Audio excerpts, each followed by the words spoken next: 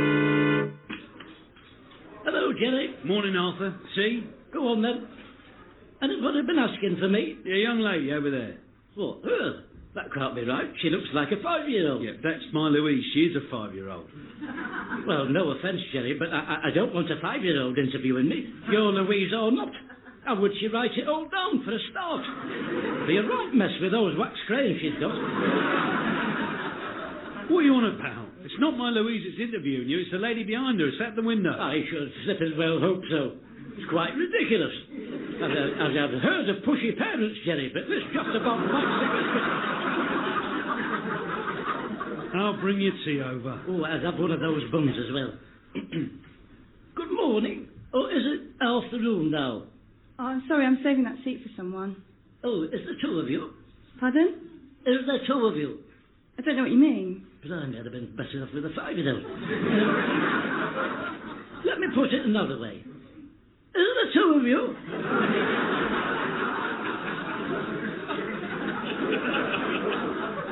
No. Oh, are you Count Armstrong? At your service. Oh, I'm so sorry. I thought you would be a bit younger. I am a bit younger. In fact, I'm quite a bit younger, thank you very much. I've always been taken for a lot younger than I am. I've got elastic skin like my mother had. They were all the same on that side of the family. My Uncle Ernest looked like a toddler right the way into his 70s.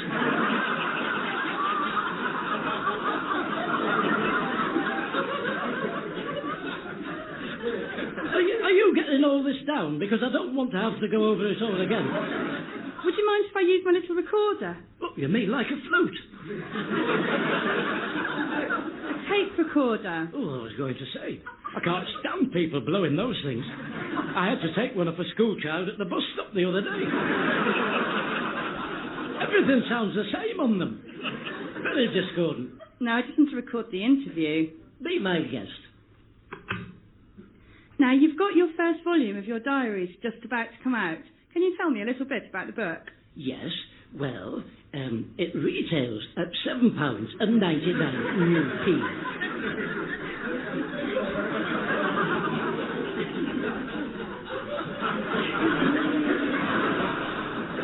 What can we expect to find in it? Oh, ever so much. Right back from when I started to keep a diary, all the way up until now. Can you give me an idea of what kind of thing is in the diary? Well, it's a diary. At the end of every day, before I went to sleep, I would write up what happened to me in that day. Do you not know what a diary is? Yes, I do, but what would you put in it? What sort of things happened to you? All sorts of things have happened to me. Use your imagination. Could you just tell me one? I don't know. I once wrote a book. I don't know. You're putting me on the spot now, aren't you? All right, mate. You can't sit there. Why, is someone else sitting there? I'm doing an interview. Well, you famous, are you? Well, that's not for me to say, but I am doing an interview with the monthly advertiser, so I must be doing something right. Well, you carry on. I'll just read my paper. Well, keep quiet then. Now, what were you saying, my dear, before we were so rudely interrupted? Can you tell me about an incident that happened to you that is in your diary, just so people who read this interview will have some sort of idea of what sort of thing is actually in your book? Have you written a book? Yes, I have, if it's anything to do with you. Yeah, I was thinking about writing a book. You wouldn't believe the things that happen on the building sites. Well, why don't you shove off and write it then? Then you can have your own press conference and stop interrupting mine. All right, Marky? Wazza! Oh, you can't sit there. Why not? He's doing an interview. Yeah, I'm not going to stop him. Here, do you hear what happened last night down the bell? Oh, for crying out loud. Look, if you are going to sit there, you're going to have to be much quieter than that. Preferably not saying anything at all. And don't tap on the table. Perhaps should we do this another time? No, we'll do it now. Ask me a question. How long did it take you to write? Well, it's hard to say. They're my diaries, aren't they? It's taken all my life, up to now, every night, for about half an hour prior to Horlicks, and I haven't finished yet. Put that. You've mixed with many celebrities through your career. Do you mention any of them in your book? Congratulations, a proper question at last. Pigs might never cease. Yes, I do, is the answer to that. Where's he got to in my eclair? And tell me who, please. Well, let's see. Oh, there's so many. Anita Harris, I mentioned her. Oh, no, I took her out, didn't I? I had to take her out because she said if I told anybody about her wedding... oh, no, it wasn't her. No, she is in it, Anita Harris. It was, what's the face I took out? You know, miserable woman off the sailing boat one. Not Ours Way, the other one. Captain Pugwash, was it? No, Captain Baines was in it. You know. Oh, what is it? The leading line, yes, the leading line. Told you. It's all there, you see, all in there. My little grey matter working overtime, as John Parrott would say. Hercule Parrott would say. We watch that when it's on, Agatha Christie. Yeah, the wife likes him that plays Poirot. Oh, I was in an episode of that. I've sat in a car with him, Poirot. Do you know him then? Oh, yes, Hercule Poirot. We got on like our house was burning down. Razed to the ground. Absolutely nothing there now. It's a tragedy. Do you know anyone else off the telly? Oh, no, I'm all. Paul Daniels, Timothy Christopher of that vet programme. All Things Bright and Beautiful. It's wonderful, wonderful out and all Things Bright and Wonderful. And small. Yes, I've done an episode of that. Sat in a car with him. Let's see, who else do I know?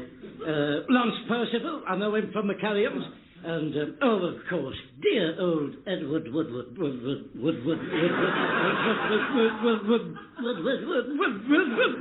me on the back! Oh, for crying out loud! Never liked him. Time waster. Dear me, get me a glass of water, will you, Wazzer?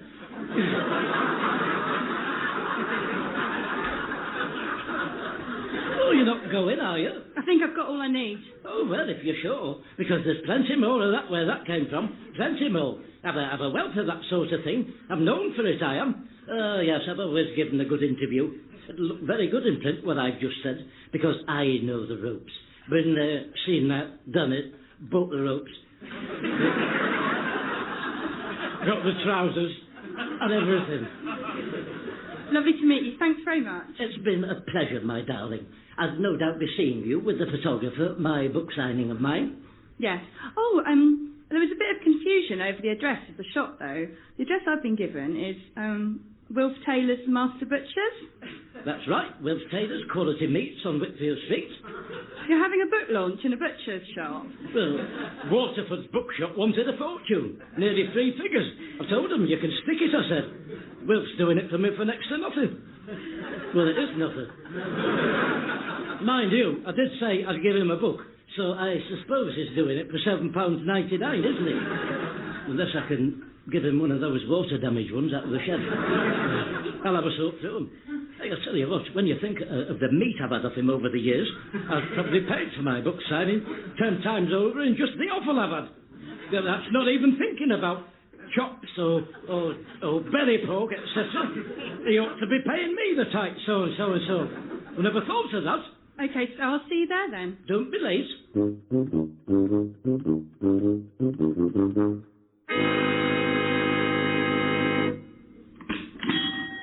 Afternoon, Harper.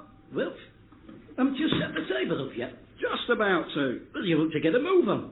Sorry, Arthur, it's just that I've been by myself this morning. Where's your David? He's not turned in. Oh, he's a waster. You ought to give him his mooching orders. His mail orders. Marching orders, for crying out loud. Oh, hello, they've started. Good afternoon, my dear. Yes, it is me in person, the author and writer, Count Arthur Strong. I bet you think you're dreaming, don't you? Well, you're not. Here, I'll pinch you. Ow! See? You'll be able to tell all your grandchildren you've had a personal audience with me and I drew blood, won't you? But I'm afraid you're a little bit early, love. We're not quite ready for you yet.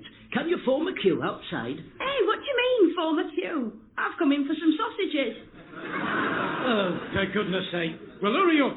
There's a very important book signing on in here this afternoon. I haven't got time for sausages, woman. I'm a busy celibate, I am. Eccentric boxers. Celebrity. I'm a very busy celebrity. Put the snack on that door. Don't want any more like her wandering in. And I was under the impression, Wilf, that we'd have some security out front. I've seen crowds turn nasty before for no reason. We don't want another Salmonella Rusty scenario.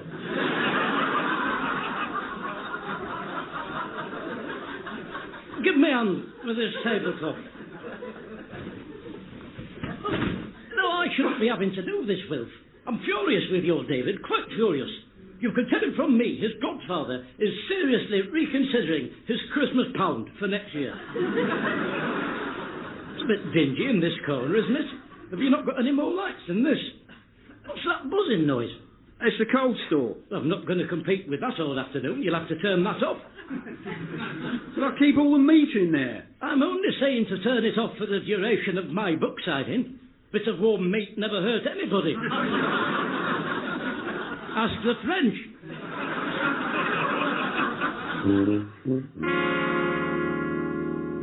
So can I once again thank you all for coming along and making this day the most wonderful of occasions for me. Now, what I'm going to do is, I'm going to read an entry out at random, just to show you they're all as good as each other, my diary entries. Let's have a look. We'll do this one, where it's just fallen open. Ladies and gentlemen, Count Arthur Strong reads from his soon-to-be critically acclaimed book of mine, I done. Through it all, I have always loved. Thursday, September the June. Well, you've turned that sodding tin off. I have never in all my years known anything like it. Can we please have a little decorum, please, on the butchery side of things? Thank you. Thursday, September the... Oh, I've put a bloody sock on that bell. Thursday, September 3rd, 1968, 9 a.m. No post this morning. Still raining. Get batteries.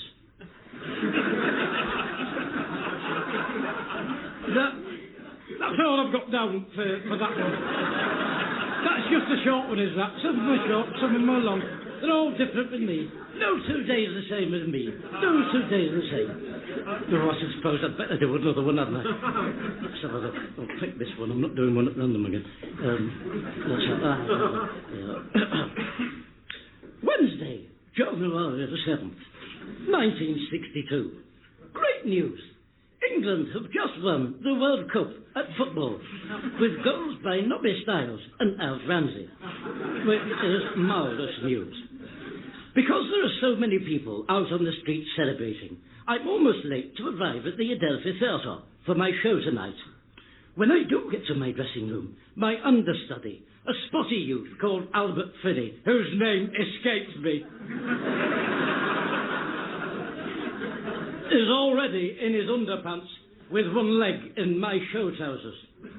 Would he be so fast to jump into my grave, I mentally note. We're doing a musical version of Bridge Up the River Kwai, in which I'm playing the Eric Skinner part, made famous by the Eric Skinners in the film of the same name. And everyone I know says I should have done the film instead of him. Though you'll not hear me saying that. What I will say is I'd have been a lot funnier in it than he was, and I'll just leave that there. Left theatre at 10:25 to have dinner with Max Bygraves and Jimmy Clitheroe. Jimmy's in a foul mood. First he wants ice cream with his potatoes, then he messes his trousers and won't stop crying. And all night long he's blowing on a little plastic trumpet. I tell you, I wouldn't have come if it wasn't his turn to pay. After the pudding, make my excuses and leave. Fall asleep on the 31, awaken at terminus. Get home 3:30. Straight to bed, to sleep, perchance to dream. Good night, dear diary. Good night. Now, at this junction, it falls to me to throw the floor open to questions from my admirers. Does anyone have any questions? Anything at all?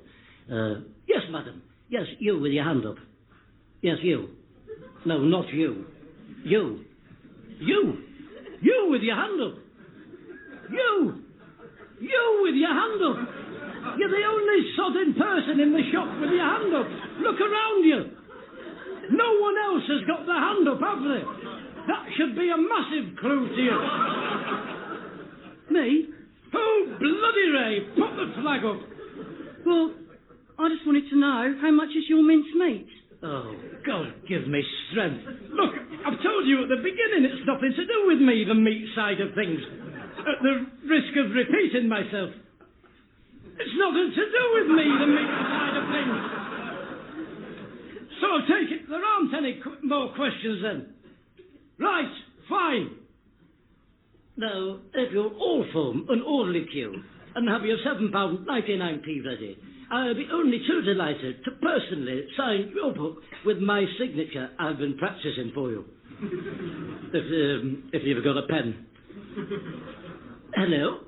One book, please. Oh, I can do you two if you're interested. For £16 we're doing that for. Special offer. No, thank you, just the one. Suit yourself. Your loss. Only don't come saying you want two tomorrow, because it'll be back to the usual price. So, you know, it's you that has to live with it. That's £7.99, please. Who do you want me to sign it to? Me. Oh, dear, oh, dear. Do you know, I can't be bothered anymore. Here we are. To me, with best wishes, Count Arthur Strong. Thanking you. Next. Next. Come on, I said... That's it. One sudden book. Is that all you're having? Yeah, miserable bunch of... Standing there with your mouths open like a lot of wet fish. Right, that's it. You've had your chance. I'm putting them away. It's your loss, not mine. And I shall be expecting a full refund from you, Will, for everything I've laid out for. I'll drop by in the morning with a list of the meat I want by way of reimbursement. Good day to you. Come on, ship yourself. Coming through. Mind your backs. Come on, clear out. Appearing with Count Arthur Strong were Joanna Neary, Alistair Kerr and Dave Mountfield. The script was written by Steve Delaney and edited by Graham Duff. Count Arthur Strong's radio show was recorded live at Comedia Brighton, is produced by John Leonard and Mark Radcliffe, and is a joint Comedia Entertainment and Smooth Operations production.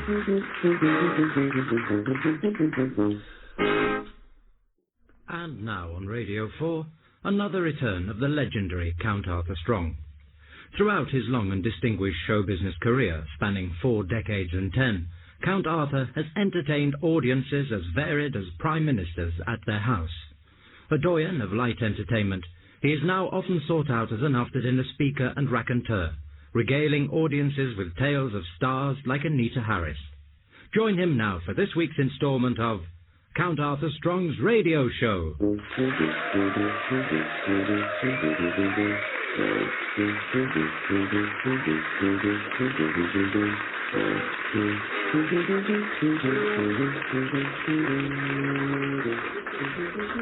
Cashier number 2, please. Oh, dear. Oh, dear me. Just look at those windows. They've not seen a cloth, those haven't. Chamois leather. I don't suppose they have chamois leathers anymore, do they? No, it'll be a J cloth now, won't it? J cloth, T junction, U bend, H bomb. Oh, it gets on your nerves, doesn't it, the alphabet?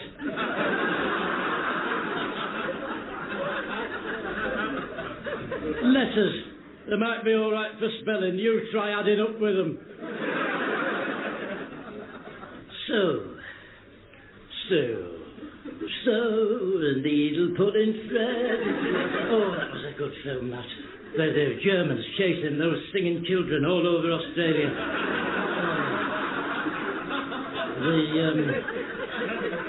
The Von Helsing family.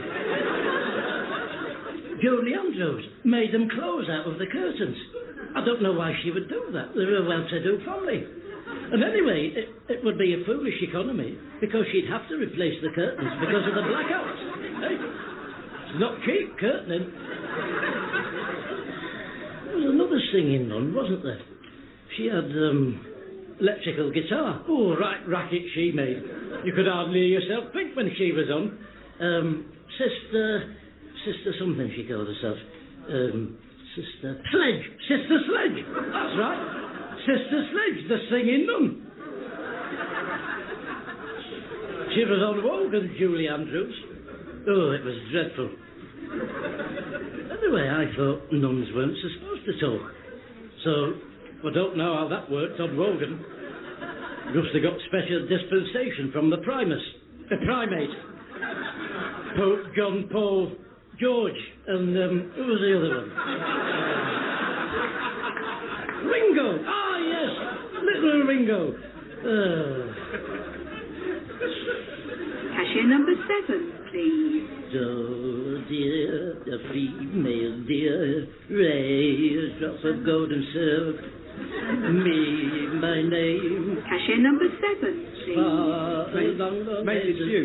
Hey, what do you mean it's me? I haven't done anything. He who dealt it, smelt it.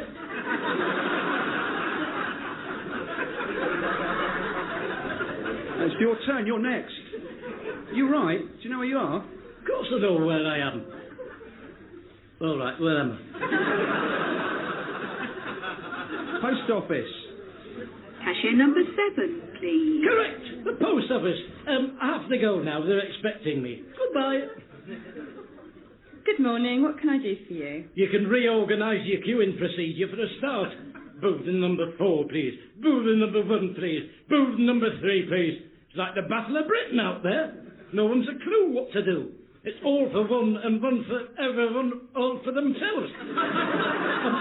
and the devil take the Hindenburg, the hindmost. Good luck to the poor beggar that gets it its way. I'm very sorry. I'll mention it to my manager. Yes, well, just make sure you do. I'm not just anyone you're keeping waiting. I have a personality. I am a personality. And we personality people usually go right to the front of the queues. It's an unspoken thing. We have an unofficial arrangement, if you like. It's only because I don't agree with all that I find myself in this invidious position. I'm doing my cookery show on the Cablevision this afternoon. I could well do without having to listen to me all day. All this. To listen to all this. Are you on the television? Yes, I am, as if you didn't know. Why is it that you people always have to go through this silly rigmarole of pretending you don't know who I am? What programme is it you do? It's called On Your Marks, Get Set, Steady, Ready, Get Set, Leftovers. It's something like that. Look in the paper. I don't have time for all this constant hand-holding people expect me to do. And if you want to be on it, you'll have to write in through the usual channels. It's nothing to do with me. What side's it on? It's on the Cablevision, and I wish people would stop asking me that. Don't think I've seen that. Well, everybody else has, so I don't know how you managed to miss it. Right then, now I've got your full attention, I'd like, I've forgotten what now? I've been waiting that long. What was it? Oh, yes, 2 second-class wars, please. Second World War. Oh, second-class stamps. Stamps for letters. No need to look so surprised. There's nobody ever asked you for stamps before. And I thought that would be a basic part of your training. And that is the exact money, unless they've gone up while I was in the queue. Which wouldn't surprise me. Perhaps you'd express my displeasure to your manager on that front as well. Good day to you. Cashier number 4, please. The hills are alive with the sound... Oh, stop it. I'll be singing that flipping song all day now because of her at the post office. Hi. What do you mean, hi? Hello. Well, if you mean hello, say hello. Sorry, hello. Do you have a few minutes to spare for charity? Beg your pardon? You got a couple of minutes to spare for charity? Yes, I do, if it's anything to do with you. I'm known for my good works for charity, I am. I'm full of good deeds for the weedy. The needy. Do you know, I think I'm only truly happy when I'm surrounded by those less fortunate than myself.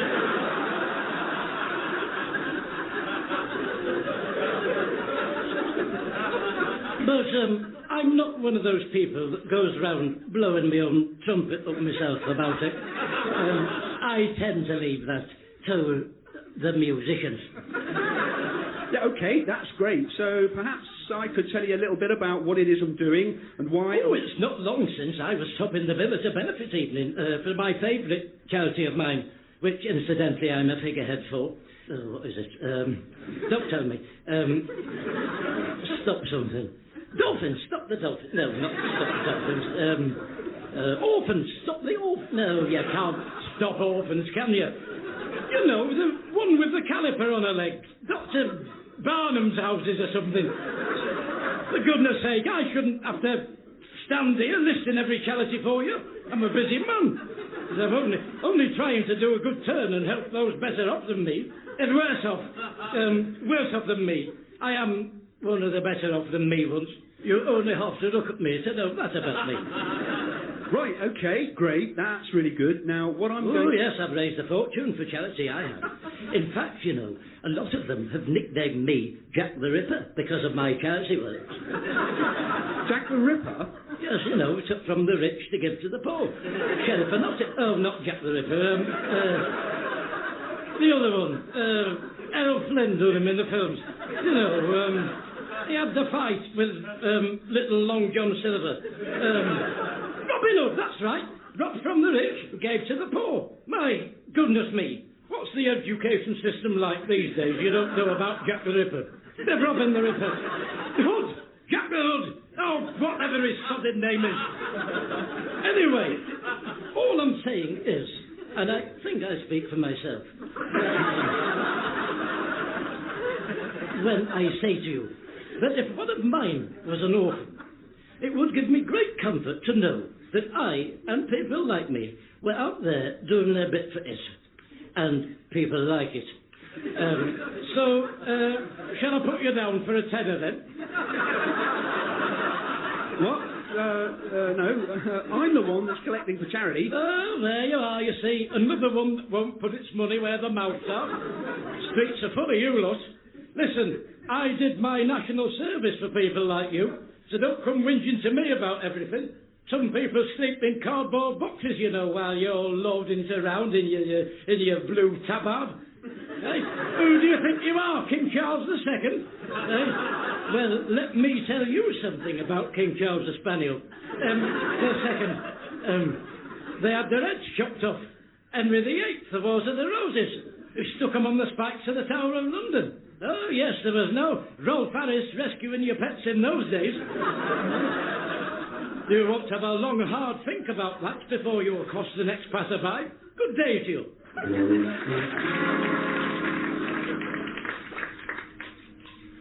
Hey, how's that then? Oh, you've shaved years off the back of my head. Oh, you've really superseded yourself today. Oh, have you got that little shaver thing you used to cut your nose hairs with? Oh, that sort of thing shows up on the telly, you know.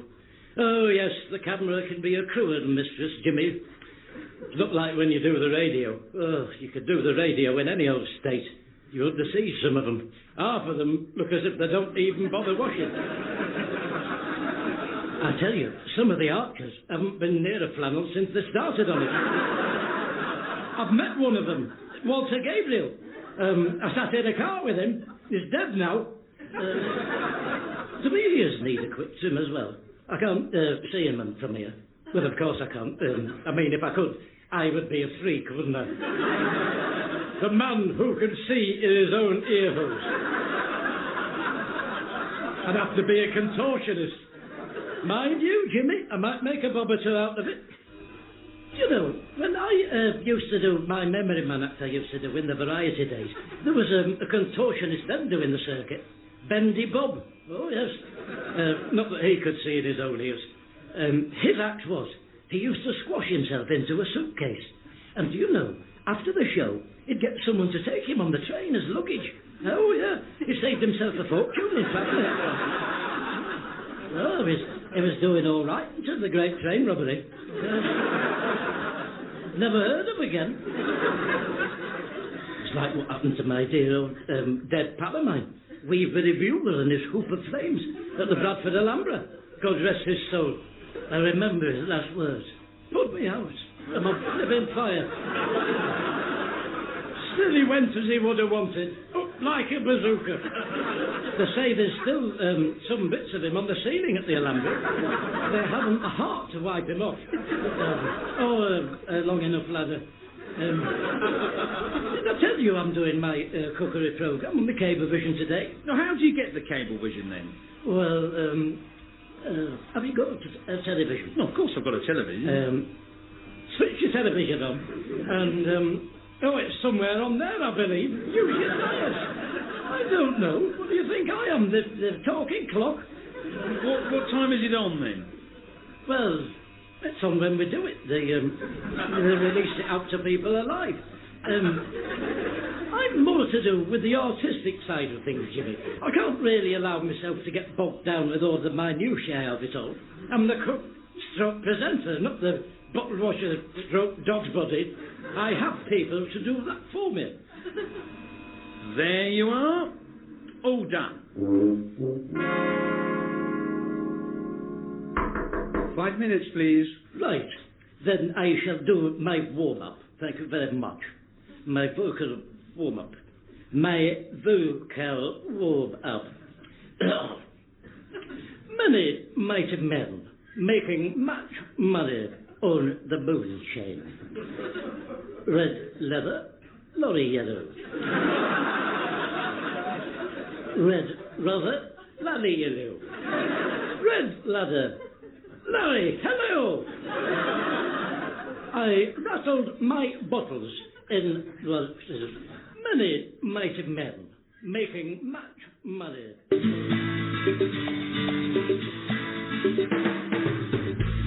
Hello, everybody, and welcome to today's very special edition of the cookery show everyone's all been talking about. On your marks, get set, ready, steady, get set, dinner. Oh, it's a stupid, sodding name, whatever it is. In which I get to make some dinner against the clock for a mystery celebrity who's been out shopping with a budget of £3 to spend on a carrier bag full of secret ingredients, unknown to myself as to what it is they are. Yes, it really will be a test of my culinary abilities. Now, as you know, even I don't know who the mystery steward will be. Oh, celebrity! Who the mystery celebrity will be.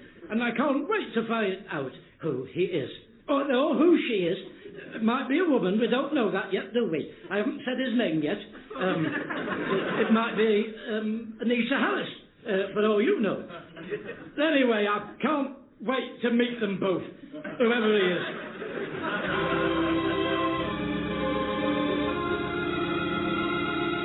Oh, look, everybody! It's Stuart Unwin from Dad's Army. Yes, indeed. Stuart Unwin, who played the part of Private Mike's understudy in the wonderful Dad's Army. It's a pleasure to be here. We're delighted to have you. Tell me, a question everybody must ask you. What was it like being Private Mike's understudy, Stuart? Oh, it was wonderful, Arthur. They were very happy days. And did you ever get to go on? No. Oh, marvellous. Well, we'll have another little story from you a bit later on. If you've got one at all. Now then, on to the matter in hand. Firstly, can I welcome you to the tabletop tennis, Cablevision, idiot, and say a big thank you to you for finding the time to be with us in spite of all your dad's army commitments. Oh, that's all right. I don't really have any. I was never really in it. Oh, dear me. Play it up, will you? Oh, I do remember Arthur Lowe very well. Well, thank goodness for that. Now then, love to know, Stuart, what have you got in your carrier bag for me to cook up? Let's empty it out, and as the Cockneys would say, we'll have a butcher's hook. Hack, batcher's hack. Hook, butcher's hack. Oh, hack or hook. It really doesn't make much difference, does it, Stuart? Just tip it out, will you? Let's see what you've got. I haven't got time for all that nonsense. Right. A cabbage, that's good. I've got an idea for that already. Thinking on my feet. I might boil it up in some hot water with plenty of salt, maybe. What else have you got in there? Packet of ginger nuts. Right. I'm thinking melange of ginger nuts on a bed of boiled cabbage. What else is there? Half a bottle of vodka. A packet of odour eaters and some chewing gum. I can't make any dinner out of that load of rubbish, you lunatic. What are you playing at? Well, that isn't my carrier bag. What do you mean it isn't your carrier? Oh, it's mine, is that? That's my bit of shopping. Who put that there? This is what I got. I don't know what's gone on there. Come on then, tip it out. Don't just stand there with your mouth open, catching flies. Right, what's this? A big bag of oven chips. One chicken leg, cooked. What's that? A tin with a treacle pudding in it. Oh, I don't think you quite understood the brief, did you, Stuart, you idiot? Well, you said to make it easy. The chips are done in 7 minutes. Yes, but there's easy and there's just stupid. And anyway, I didn't say anything about what to get. There was no collusion there. Or if there was, it's all on your part, the colluding. So don't come that on the live television. You're supposed to get me something I can be creative with, like eggs, or aubergines, or the broccoli. Something I can make something interesting and exotic out of, like onion bunges or salmonoses or something. That sort of stuff. You made a right spectacle of yourself. Now, just, look, listen, forget the dinner, just forget it. We'll get a takeaway in.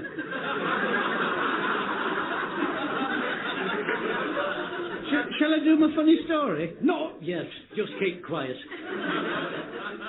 Right, we've cooked our lovely takeaway. And what we need now is to pick the perfect wine to go with it, to drink with it. Now, those of you who tune in on a Sunday to my religious affairs discussion thing I do will know that I am, in my spare time, a part-time lay preacher for my sins.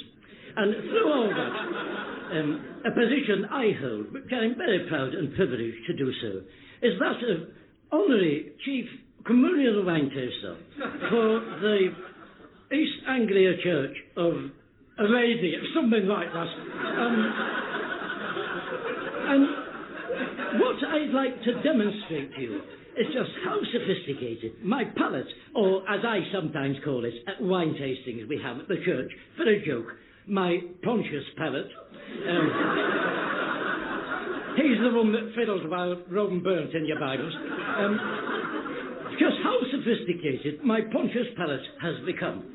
So what we're going to do now is one of those wine tastings that blind people are always going on about. One of those blind wine tastings that people are always going on about. I've got a funny story about wine. I was in a vineyard in France many years after Dad's army had finished, and I was buying some wine, and the person in front of me, who I could only see the back of... Oh, I've not got to that bit yet. Dear me, I know this is going out alive, but really, they're going to have to edit out some of your bits first, live or not. Drifting on like an old fool. You haven't a clue about television, have you? With your constant erroneous interjections. You're like a thorn in my side, you are. Androcles in my loin, all over again. Now, this is where I part company with most of the other wine tasters you'd have heard of. Gilly, Oliver Reed, etc. My first rule in my wine tasting rule book is never, ever spit any of it out. Never, ever. Just to waste a good drink. In my opinion, whoever would tell you to do that is not a proper drinker. And frankly, Stuart, on top of everything else, it looks disgusting. So please stop it. If you spit on a bus, you can be fined. And they've every right to. It's filthy. Makes my blood boil. You stand waiting for one for hours, and then three who turn up at once, covered in spittle.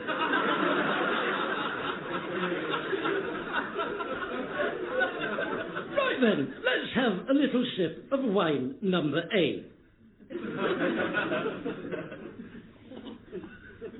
Ooh, I like that one. Wine number B.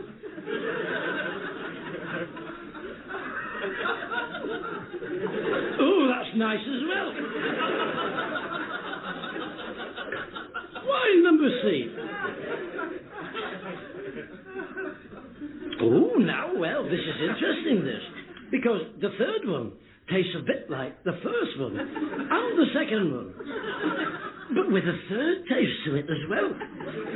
Tell you what, let's have another little sip of one of them. Just to see if I concur with what it is I'm saying.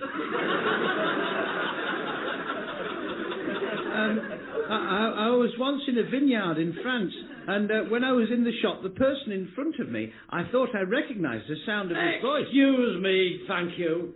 I'm halfway through something here. It's hardly headline news, is it, to be stood in a queue behind Iggy Pop? Eh? Now then, when you've shaken hands with Ed Stewart in Summerfield, then you've something to write home about, Stuart. So, wine number A.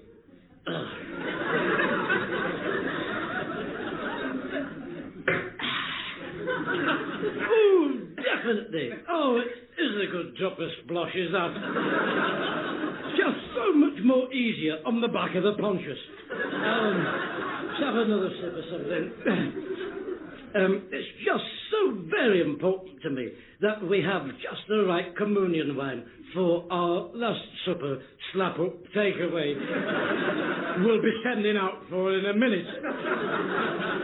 Here, you can do your story now whilst I have another drink to make my mind up definite. Once and for all again, what it is the best drop of drink on behalf of the consumers. There we are. Down the hatch. Look out, son. Here it comes.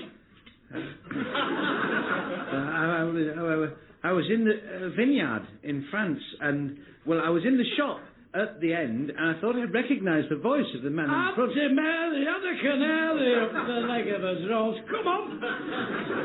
Oh, cheer up, Stuart. You look like a wet fish. Look like a bit of Freddie Haddock. I know the flipping musicals I do. How to fondle a woman. Da, da, da, said the wise old man. That's from that film, Richard Harris. Who's your father? Who's your father? Who's your father, referee? You have got one, you're a bastard. I'm afraid we seem to be experiencing some technical difficulties. Please bear with us and we'll try and sort it out. In the meantime, some music.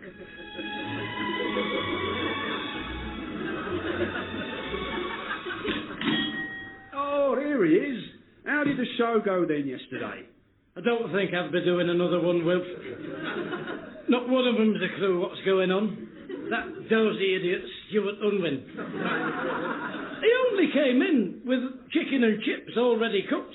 Apart from the chips, we had to send out for the Chinese. Well, it'll have saved you a job, won't it? Yes, Wilf, it did save me a job. But it goes right against the spirit of the programme, sending out for a Chinese. I'm supposed to look at what they bring in and say what I'm going to make with it. Anyway, they want me to do another programme now instead, more suited to my area of expertise. Oh, what's that then? Lolly in the Loft. It's about people who have a lot of rubbish upstairs they've had for years and are sentimental about. I go in and value it, and then we have a car boot sale. If there's anything left, we pour petrol over it and it gets burnt. Then all the friends come round and have a barbecue on it. It's about moving on. It's what they call psychological. What's the best sort of meat for a headache? I was reading in one of the magazines in the shop that a rasher of bacon can sometimes help get rid of a headache. Or was it backache? Or was it back bacon is good for the rash? Oh, sod it, I'll have a lamb cutlet.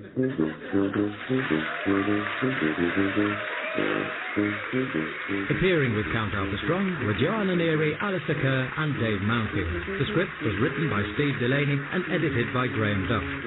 Count Arthur Strong's radio show was recorded live at Comedia Brighton, is produced by John Leonard and Mark Ratcliffe, and is a joint Comedia Entertainment and Smooth Operations production. And now on Radio 4, once again it's yet another return of the legendary Count Arthur Strong. Throughout his half-century, not out in the world of show business, Count Arthur has entertained and informed audiences as varied as Archbishops of Canterbury's. He is repeatedly sought out as an after-dinner speaker and raconteur, and twice worked with Jimmy Clitheroe once. Join him now for this week's Count Arthur Strong's Radio Show.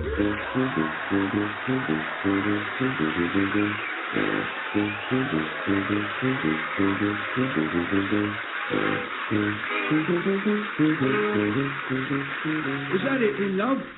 Right, your liver is £1.40, your kidneys £1.10, and that will be 50p for your brains.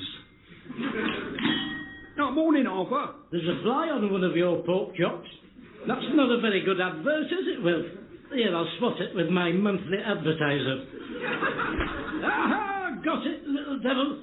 You might want to think about reducing the price of that one. Well, I'll probably throw it out now.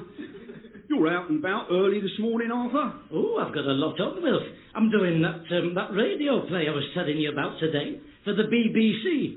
Or, as we call it in the business, for a joke, the British Broadcasting Association. Copacaster. Oh, the British Birdcoping. The British Corpse Burning Commission. Assastication. Corpse Burning Assastication? No, that would be the CACBA, wouldn't it? What's amusing about that? Anyway, if I can get a word in, I saw the producer of it the other day, remember? What, him that tripped over? Yes, well, that was nothing to do with me, so don't start all that up. You hope to get your fingers right before you start pointing all the facts up. Anyway, I had to come down here first to take a pair of shoes back. My pair of deck shoes. They're all I can wear in a recording studio. The static becomes an issue if I wear anything else. You know, if I wear a nylon shirt, when I pull it over my head at the end of the day, I light up like a Christmas cracker. Tree! Christmas tree! Lights! Tree lights! Oh, you know full well what I meant, so don't come that. Are you sorted out then now? No, thanks to him in the shoe shop. What's his name? The spotty youth. You mean the tall spotty one or the short spotty one? The fat spotty one. Here, I've written it down. I'm going to report him to his superiors for his insolence. There you are. Name. Bruce Willis. Told you? Yes. He said, we haven't done any deck shoes for 6 months. We only do them in the spring, so I don't know when you got these. I said, listen, when you're paying the best part of £4 for a pair of shoes, you want them right. What's up with them? Oh, the stitching's gone on the left-handed one. I said to him, for another thing, apart from the comfort issue, they're supposed to be deck shoes, those are. How do you think I'd get on a round-the-world boat race with my shoe flapping off my left-handed foot, battling the treacherous currents round the Cape of Good Fear? Good home, good day, good hope, Cape of Good Hope. Anyone knows that's what they sail round. I said Sir Francis Drake will be swimming in his gravy. Swimming in his grave. Turning in his grave. That's your ignorance. You can't argue with history, Wilf. Anyway, he's found me a pair of pumps, so I'm having to make do with those. Right, well, I'd better get off to my rehearsal. If you're throwing that pork chop away, you might as well give it me. I'll not stand by and see good meat go to waste. I'll run it under the tap.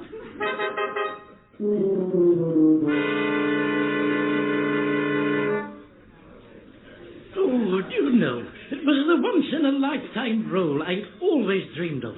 Something I could really get my teeth into. You know, abandon myself to it and see what happened, as it were. Layer upon layer. The more I went at it, the more I discovered. At once rich, at another varied. Oh, it was just tailor-made for me, was that role. Oh, yes, it was. That's absolutely it. A tailor-made role. A role made in heaven. As soon as I finished it, I had to eat another one. Oh, yes, I had to. I tell you, who does do a good one? And it is a very good one, mark you. A very good one indeed. What were we talking about? Well, you were telling us about when you met Laurence Olivier, but we appear to have drifted onto Bacon Rules. Hi, Patrick Walker. Who is? Where is he looking for me? No, I'm Patrick Walker. I'm one of the cast. It's my first job, actually. Oh, Count Arthurstone. Delightful to have your acquaintance. Oh, it's your first job, you say. Oh, I wish I'd had a penny for every job I've had. I'd have a big pile of pennies.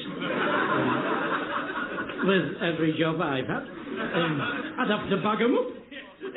Hey, I'll tell you something. The post office won't take bags of change anymore, if you're thinking of taking any in. I said to her, I shall take my custom elsewhere. Which is all well and good until the parcels to post. They've got you over a barrel then. That's what they prey on. But that's not for you to worry about, Philip. If it's your first job, you'll only have one little pea, won't you? Oh, dear, it's a shame you just missed my Laurence Olivier story. Oh, I'd like to have heard that. Yes, it was fascinating. Well, I tell you what, young man, you stick with me. I'll show you all the ropes. Oh, yes, you've stuck gold dust with me. I can tell you everything about show business you want to know. Like, blocking. That's when you have to block your moves so you don't bump into furniture and children, as we like to put it. And furthermore, you must never work with furniture and children as well. Animals, I mean. Furniture and animals. I don't know why, but we always say it. So, that's interesting. Hi, I'm sorry, if I could just have your attention, everybody. I'll carry on later, Philip. Plenty more of my gems where they came from. Thanks. Hello, I'm John Herbert. For those of you who don't know me, unfortunately, I'm very sorry to have to tell you that our producer, Peter Quigley, has broken his leg rather badly, so consequently I will be stepping into his shoes and producing this exciting and very moving play. Bravo! Well said, Herbert. Well said. 3 cheers. And I'm sure I speak for all the assembled throng here assembled before me when I say that all our heartfelt wishes go out to, what's his face? The other man that can't do it with the broken arm, which I knew nothing about, Herbert. John, it was his leg. Oh, his leg as well. Was it on the same side? Same side as well. It was his leg. He's broken his leg. So what's he done to his arm then? He hasn't done anything to his arm. He has. He's broken it very badly. You just said so. No, I didn't. I said leg. Well, I think you'll find you did say arm to start with, so, you know, I'll leave that there, Herbert. Look, John. My name is John. Oh, no, I'm not having that. You definitely said you were called Herbert. That is definite. Everyone will back me up on that. You heard him tell us that, didn't you, Philip? Patrick. Look, Herbert's my surname. My name is John Herbert. There you are. Told you. It was in front of you all the time. Oh, great. Well, I'm glad we've got that sorted out. Little clarity is all I ask for, Herbert. Look, shall we take a seat? And I'll do some introductions. Here you are, Philip. Sit by me. I translate everything that's going on for you. Some aspects of show business are like a foreign language to me. To a foreigner. To you. Right. Well, as I said, I'm John Herbert. Allow me to introduce Susanna Denton. Hi. Oh, thank goodness for that. Put the kettle on, love me. Don't think it's been... Our director. Pleased to meet you. Two sugar. Ooh, got you there, didn't I? Hey, come on, be honest. You see, I've broken the ice now, Philip. I've rather cleverly put everyone at their ease. With a joke about the, what did he say her name was? The tea girl over there. Tea person. Oh, tea director. Director of tea. And, I'd have done that even if you're a man, love. So don't come that.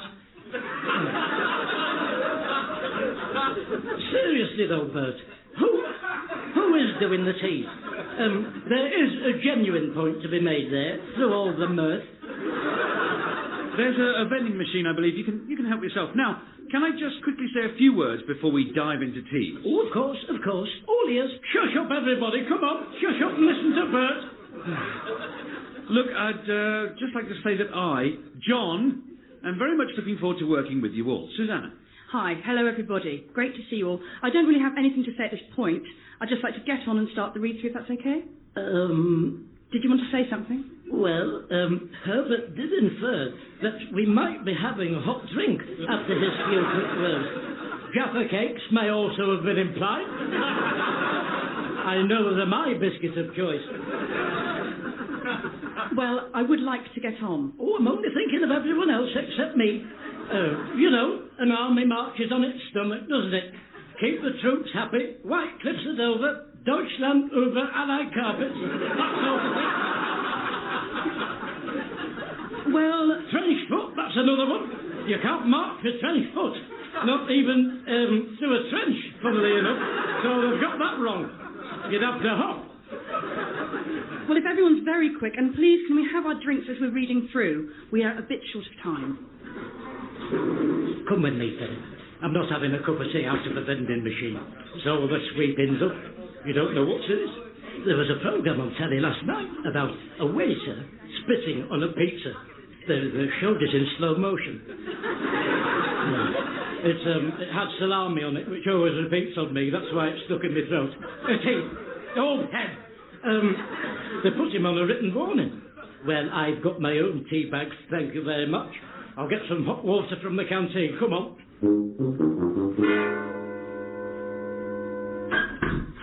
So I said to Lord Delphont, put your money away, Bernie. It's no good in here. This one's on me.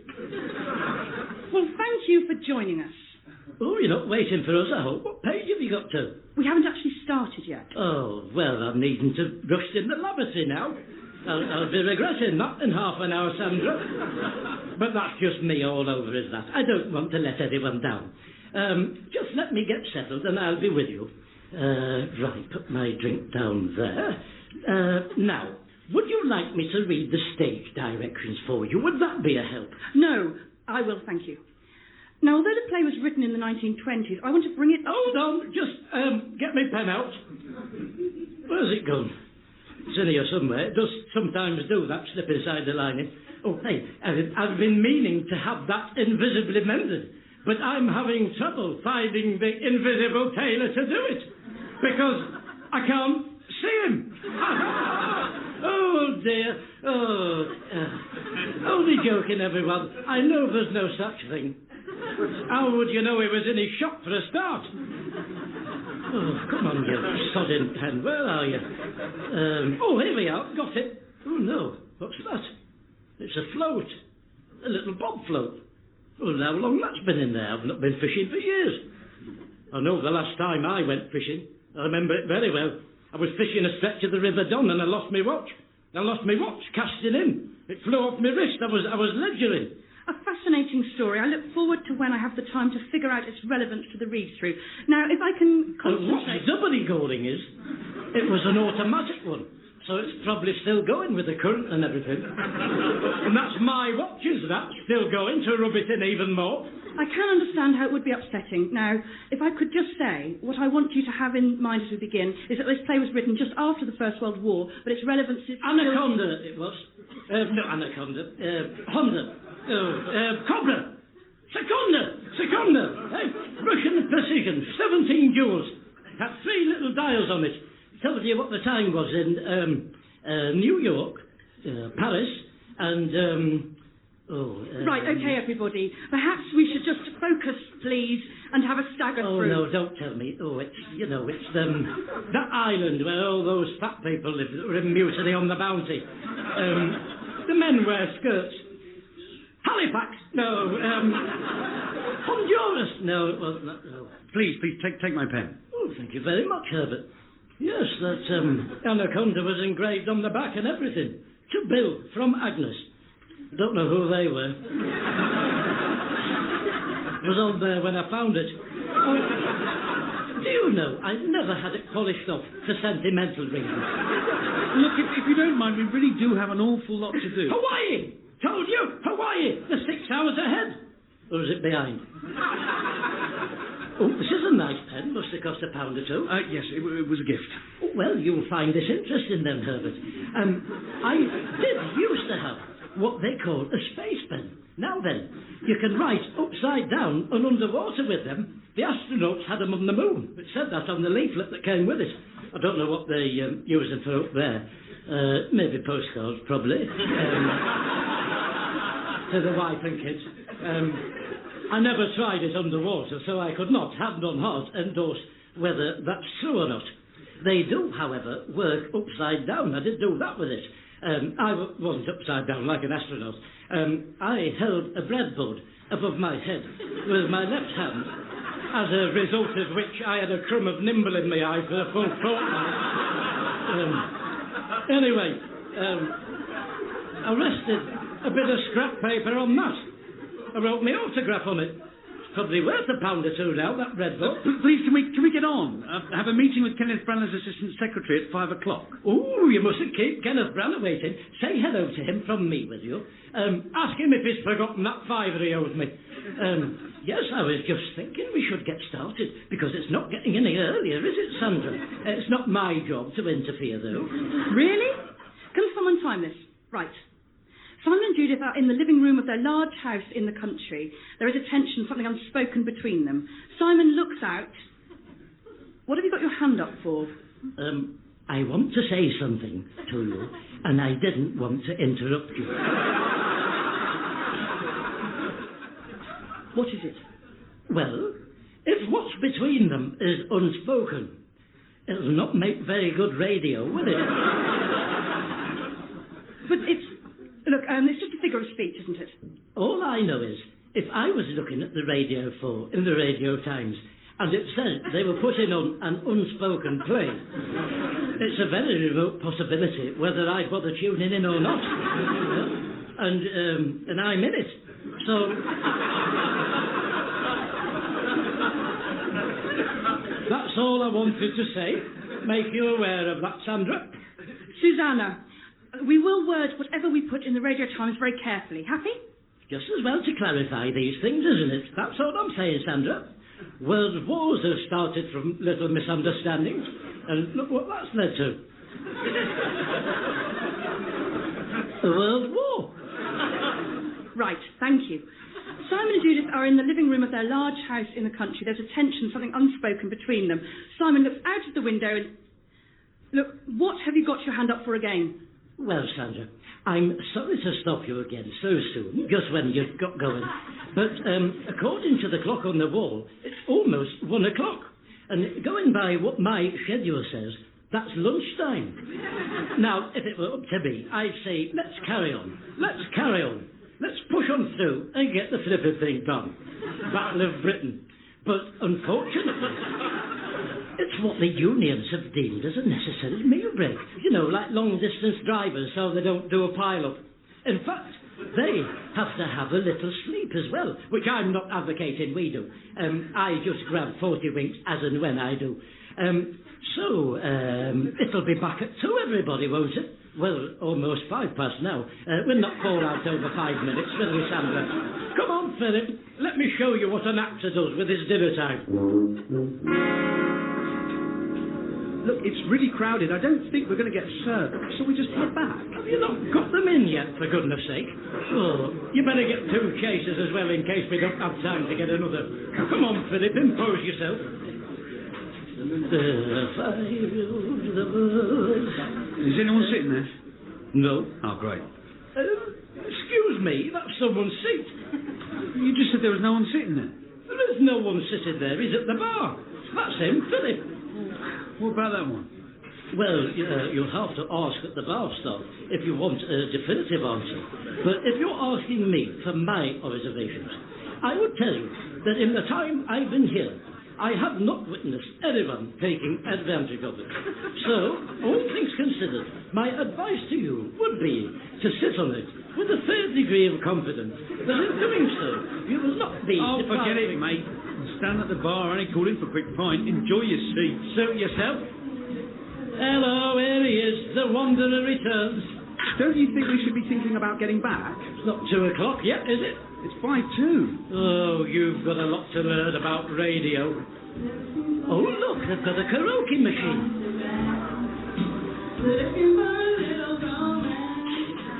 Right, just get out there and read it out. What a foot. Ladies and gentlemen. Oh, louder, do it properly. Ladies and gentlemen, direct from the talk of the town, Whitfield Street, by public demand, please welcome onto stage the King of Sing, Count Arthur Strong. Oh, come on, everybody, let's have a party. You know we want to. What are you looking at? Come on, that's simply it now. Hallelujah. His name was Lover. Oh, Coco.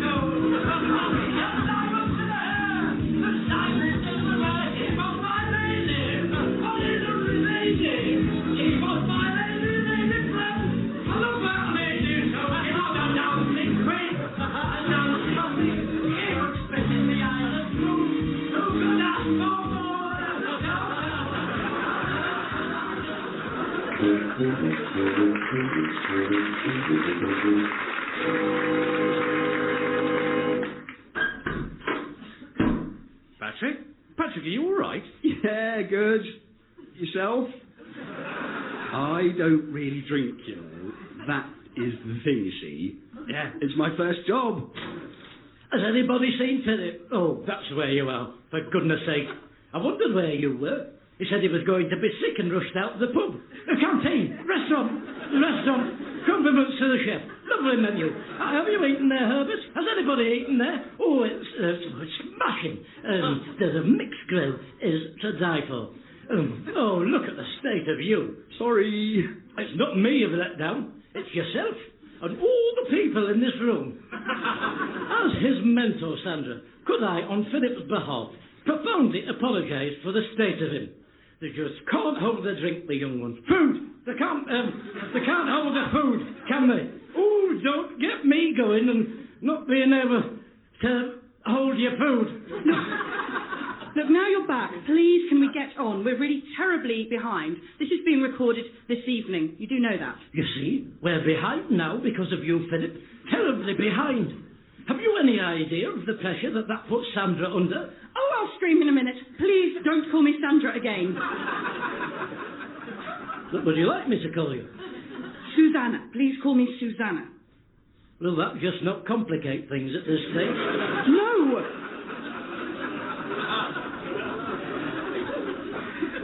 Very well then, Susanna. Right. Time this, please. Simon and Judith are in the living room of a large house in the country. There is a tension, something unspoken between them. Simon looks out of the window and speaks.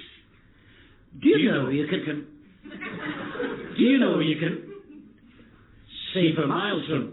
Do you know you can... What the bloody hell's going on? What do you think you're doing? Well, what do you think you're doing? I'm reading my part out. What do you mean your part. I'm playing Simon. Excuse me, but you are not.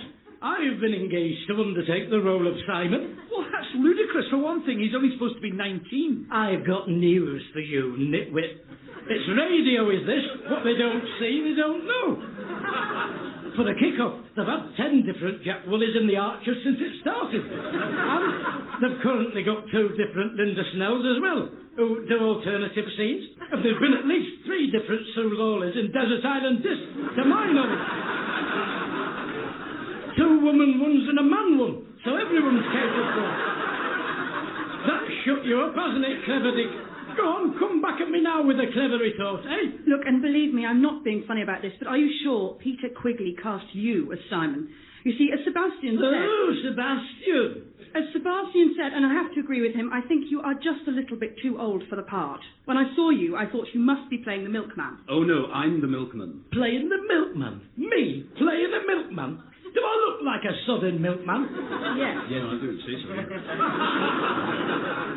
How many lines has he got, anyway? I'm playing the milkman. You do what you're told. How many lines has he got, Sandra, this milkman? Just hang on. John, do you know anything about this? Well, no. Peter just finished casting the play when he broke his leg. Arm. Sorry. Don't mention it, Herbert. I was only drafted in this morning, and look, how many times do I have to tell you it's John? Oh, he's up. I tell you what, let's agree to disagree on that, shall we? I'm not going to agree to disagree on what my name is. I know what my bloody name is. John. Fact. Peter Quigley broke his leg. Fact. Oh, dear me, I really am getting a bit of a headache. Oh, there you are, you see. I thought there was something wrong with her. Can you hear me, love? Of course I can hear you. Do you know what your name is? My name is Susanna. Now, you know that's not true. You see, you've got to help me to help yourself. I'm afraid, in my opinion, Herbert, she's suffering from all the symptoms of mass illuminations. It's an open and shut textbook, a casebook, bookcase. She'll have to have complete bed rest. She'll have to replace her. I'll do nothing of the sort. Look, just stop it, okay? Just stop this now. Sit down, everybody, sit down. Hello? These gone as well. Mad as a hatter, the pair of them. Peter, thank you very much for calling. That's okay. I hope you're not feeling too uncomfortable. There's not fooling me. There's no one on the end of that. Well, a bit sore, you know. How are things going? Not too good, actually. That's never a telephone. He's just got a glasses case and stuck some shirt buttons on it.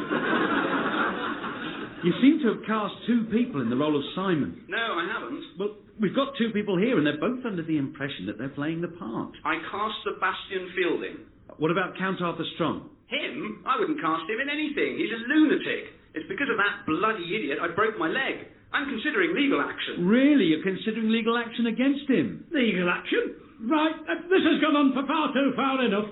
It looks like it falls to me to wrestle this lunatic to the ground. Philip, you circle round from that side and I'll get him from here. We'll do a pincer manoeuvrement on him, like they did in Zulu. Come on. Hark, I hear the foe advancing for seat. Come on, Herbert, I don't want to hurt you if I can help it. Men of Holy Cause. Ow! My bloody leg! You've broken my bloody leg! Well, it was your own fault. I tried to tell you, but you wouldn't listen, would you? I'll come back when you've all calmed down. Ta-ta! Come on, Philip.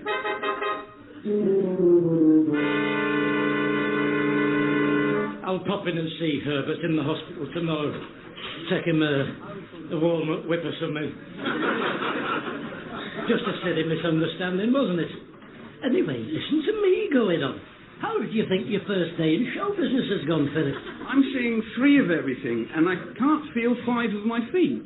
Oh, you just want the bit of food inside you. I'll tell you what, we'll go back to mine when the chucker's out. I've got a pork chop at home for splitting. Appearing with Count Arthur Strong were Joanna Neary, Alistair Kerr and Dave Mountfield. The script was written by Steve Delaney and edited by Graham Duff. Count Arthur Strong's radio show was recorded live at Comedia Brighton, is produced by John Leonard and Mark Radcliffe, and is a joint Comedia Entertainment and Smooth Operations production. And now on Radio 4, we once again present another return of the legendary Count Arthur Strong. Throughout his long and distinguished show business career, spanning from before penicillin was discovered, Count Arthur has entertained and informed audiences as varied as a local councillor. A star of light entertainment, he is now very well known for his after-dinner speaking and racketeering, and numbers the late Jimmy Clitheroe as a personal acquaintance. Join him now for this week's Count Arthur Strong's Radio Show.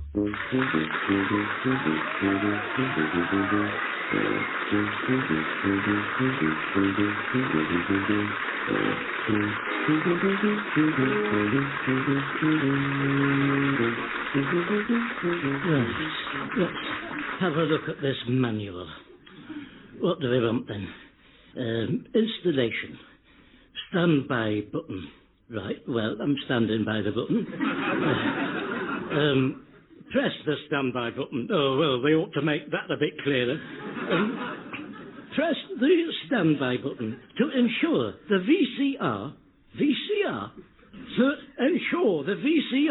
is in the correct mode. Oh, this must be one of those idiots' guides they talk about. Why anyone would pay good money for a guide written by an idiot is a mystery to me. Press the standby button. Oh, for crying out loud, that's all I need, isn't it? Up to me neck in it. Yes, I know, thank you, I'm not deaf. Street cabs? What? Street cabs. Street cabs? Oh, no, you've come to the wrong place. They're on Whitfield Street are street cabs. I've used them myself many times. That's how I know where they are. No, I'm from street cabs. Well, you should know where they are then if you're from there. I do know where they are. What are you asking me for? I wasn't asking you. Yes, you were. No, I wasn't. Well, excuse me. You're asking someone, and there's only me stood standing on my own doorstep, standing here for all to see. No, I work at street cabs, and I've... Look, I haven't got time for all this. You might think you're hilarious down the pub, with all your friends slapping you on the back, telling you how wonderful you are. But I'll tell you something. I think you'll find it's always your round, isn't it? Right? You see, that's the sort of people you're surrounding yourself with. Acolytes and hangers-on. But I've just come to... Now, if you don't mind, I'm in the middle of some pressing business. Good day. Dear me, life is a joke to some people, isn't it? Oh, what is going on now? Look, I think there's been a bit of a misunderstanding. Go on. Well, you booked a taxi. I have not. You are Count Arthur Strong, aren't you? All right. Just for the sake of argument, let's say I am Count Arthur Strong. Where is it I'm supposed to be going, Clever Dick? The Women's Institute on Bayswater Street. Blimey, is it time for that already? What time is it? It's 7:45. You want to be there at 8? Oh, well, I'd better get my things together. Hang on a minute. I haven't had any breakfast yet, so that must mean... No, it's not 8 o'clock in the morning you're supposed to be taking me there for. It's 8 o'clock tonight, you idiot. Oh, no, it's definitely this morning. It is not definitely this morning. I made the booking myself, so I should know. I'm giving a talk about my life in show business to them. I'm not going to do that at 8 o'clock on a Tuesday morning, am I? Well, what do you want me to do? You'll have to come back. Well, I don't know whether I'm booked up or not tonight. Oh, well, in that case, if it's more convenient for you, take me now. I'll do it to a room full of empty people. As long as you're all right. Here, let me solve the conundrum. I'll make my own flipping transport arrangements. At least then there's a glimmer of hope I'll get there at the right time. And tell street cabs to expect a telephone call regarding compensation for all the medical torment your intransigence has caused me. Good day. Where they keep getting those half-wits from at that taxi firm? Not one of them's a clue. What was I doing? Here we are. This flipping manual. VCR. You know what sometimes happens in these manuals is the Japanese do their own translating. So by the time it gets to us, it's all back to front and the wrong way up. It's like Hebrew. They start at the back of the book and end at the beginning when they're writing. It's just the same thing. Oh, it would spoil a whodunit, wouldn't it? There's no point bothering. What's this? If problems persist, contact the helpline on 0845. Right, now we're getting there. Thank you very much.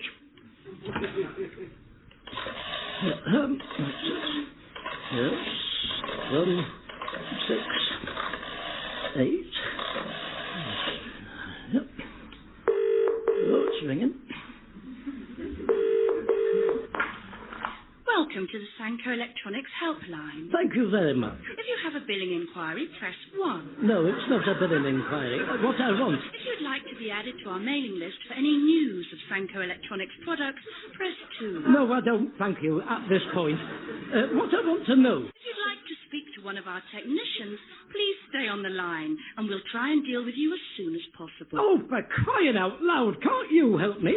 I said, can't you help me? Hello? What are you doing? Hello? She's put the record on. What's she done that for? Hello? That's a queer state of affairs that she would do that. Good morning. Thank you for calling the Sanko helpline. My name's Mark. How can I help you? Well, I was talking to someone. I don't know what's happened to her. She put a record on and went. No time for customers. Plenty of time to put a record on. That was probably the music that we play while you wait for a technical assistant to become available. Well, she could have said, instead of just leaving me dangling. You can tell her from me when you speak to her that I think she's been a bit rude in her behaviour. Right. Yes, there's just a little bit of a hint of an altitude problem going on there, if you ask me. She wants to nip herself in the bud. I'm not saying she's doing it deliberately, but she does have an unfortunate manner for someone that answers the telephone. I'll see what I can do. Is this Dominic? What? It's Dominic, isn't it? What are you talking about? Very funny, Dom. Nice voice.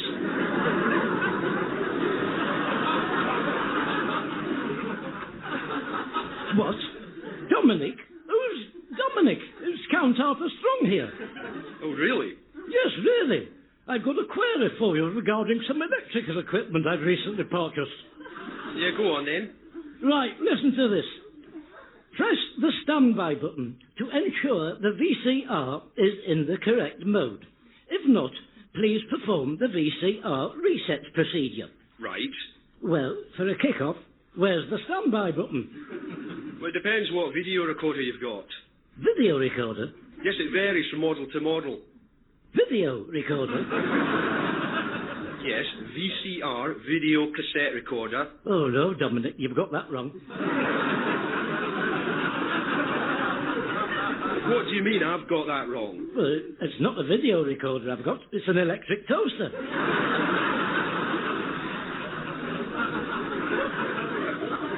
Look, who is this? Does 4 slices if I can get the sodding thing going. What are you reading from a video recorder manual for if it's an electric toaster you've got? The one that came with it.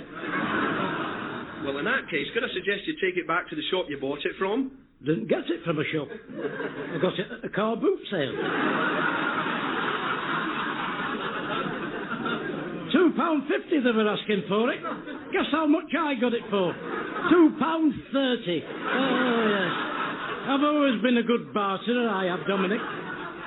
Look, I don't know... Oh, it just comes natural to me. You know, when I was in the Middle East doing my national service for my country, they all used to look to me to do all the bargaining for them in the bazaars. Taffy, Flogger, Windsor Davis, Melvin Hayes, Lawrence of Arabia. They used to say I could sell camels to the igloos. Eskimos. Ice cream to the igloos. Oh, sod it, you know what I mean.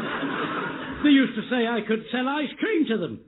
99s, oysters, chalk ices. That one where they're in a gondola. Oh, yes. Hey, I'll tell you something else. You never see a Mr. Whippy Van these days, do you? Do you know why? Why? It's the ice cream wars, Dominic. The Italian mafia. They've got their testicles everywhere. Oh, yes. It was in the paper.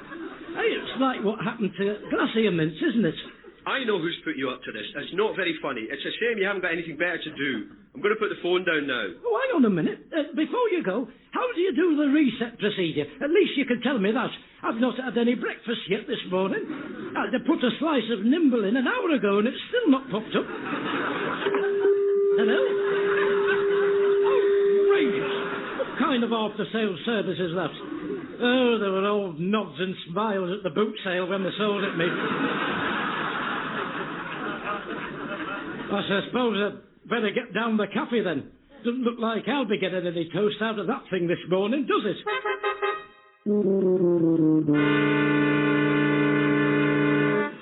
Oh, yes, that's what I'm saying, Jerry. That's my whole point. It's funny old world, isn't it? And you don't see Mr. Softy Vans as well. Greensleeves, they used to play. Henry VIII wrote that, you know, Jerry. Oh, yes, Henry VIII. Oh, blimey, he was a character. I'll tell you something. When he sat down to write Greensleeves, I bet he never thought Mr. Softy Vans would end up playing it. Mr. Softy used to play Van der Valk, not Greensleeves. Pardon me, it was not Van der Valk. Van der Valk, for your information, Jerry, was a Dutch detective on the telly. I was in an episode of that. That's how I know. I sat in a car with Van den Plas, the Carnival, the Van den Valk. Excuse me, are you going to be long? I've got to get back to work. Yes, so have I. I only want 2 teas. All right, all right. Dear me, I don't know how you put up with it day in and day out, Jerry. Let's see then, what's on your blackboard today? I will have, Jerry, double egg, on toast, and a cup of tea. Oh, no, I tell you what, I'll have scrambled eggs. And put me a bit of bacon on as well. And sausage. And a few beans. And some mushrooms. So a full breakfast thing? Well, not a full breakfast per se, Jerry, owing to my chosen preference for the scrambled egg over the fried. From your point of view, in terms of the ingredients you would buy in, I can see what you're getting at. But, in terms of, say, the Trade Disruptions Act, you're some way off the mark with that supposition. Now, look, it's a breakfast. Just give him a breakfast and maybe you can serve the rest of us. It is not a breakfast. Didn't you hear?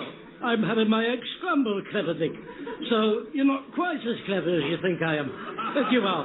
And I think you are. Oh, very clever. Twisted that right round, didn't you? I'll bring it over, Arthur. Thank you very much, Jerry. I'll be sitting over there. Oh, and I wanted to ask you about your toaster. What about it? Do you know where the standby button's located? Oh, please. Look, can I just get a sandwich? Oh, forget it, Jerry, forget it. I'll pick your brains later. I don't want to upset this gentleman, who's quite obviously suffering from malnutrition the foot is making. Hello, Mrs. Howson. What can I do for you? I'll have 4 rations of bacon, please. That one. The streaky? Righto. Afternoon, Arthur. I'll be with you in a minute. Oh, I'm not coming to buy anything, Wilf. I need you to give me a lift tonight. The dozy taxi people have completely messed up the booking up. Totally incontinent. Oh, I'm sorry, Arthur. The van's in the garage. We've got to have a new exhaust. That's £1.80. What's £1.80? A new exhaust? No, Mrs. Howson's bacon. What are you telling me for? Well, I'm not telling you. I'm telling Mrs. Howson. Good afternoon. Oh, for crying out loud, don't do that. What do you think you're playing at, skulking around like that? Enough to give anybody a heart attack. If you were a bit taller, I might have seen you. I can't help being short. Well, you should advertise your presence with a brightly coloured jacket, then. Or a big hat or something. A football raffle. Just a minute. Have you got a car? No, I walk everywhere, I do. They say that's why I'm so fit. Fascinating. Our Stephen said he's going to get me a peddalometer. Sounds like a good idea. You put them on your waistband. It tells you how far you've gone. Don't think we need telling how far you've gone, thank you. Do you mind if I finish my conversation? 6,000 steps a day. That's how far you're supposed to walk. Why don't you just book another taxi? Oh, no, I'm not going to let them get the better of me.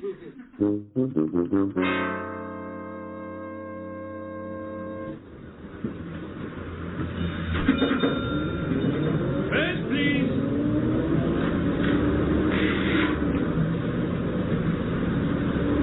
He's walked straight past me. That's funny. He's saying everybody else is fair. Maybe he thinks I paid. Well, if he doesn't want my money, that's fine with me. Not as though it's coming out of his pocket, is it? Hey, that's me, 50 pence up on the day. I'll just read the paper. Look innocent. Is he looking at me? Did he try and catch my eye then? Well, if he comes for it, he can have it. I'll just keep reading the paper, and if he comes for it, he can have it. I've not done anything wrong. Oh, he's coming. He's coming over. Is he coming over? Oh, it's flipping hot in here, isn't it? Is he looking at me? I'm sure he's looking at me. He's realised. He's on to me. He knows it's me. You know, just look at the paper. Look at the paper. Bury your head in the paper. Oh, why doesn't he just get it over and done with? Come on. Come and get me. I'm ready for you. Did I get your fare? Stop, thief. Get him, someone. Stop him. Well done. I did a test. I did a big test for you because I work for the buses and I'm testing all the conductors. Congratulations, you're in the top 3. I've got to get off now. I need the lavatory. Ta-ta. Well done again.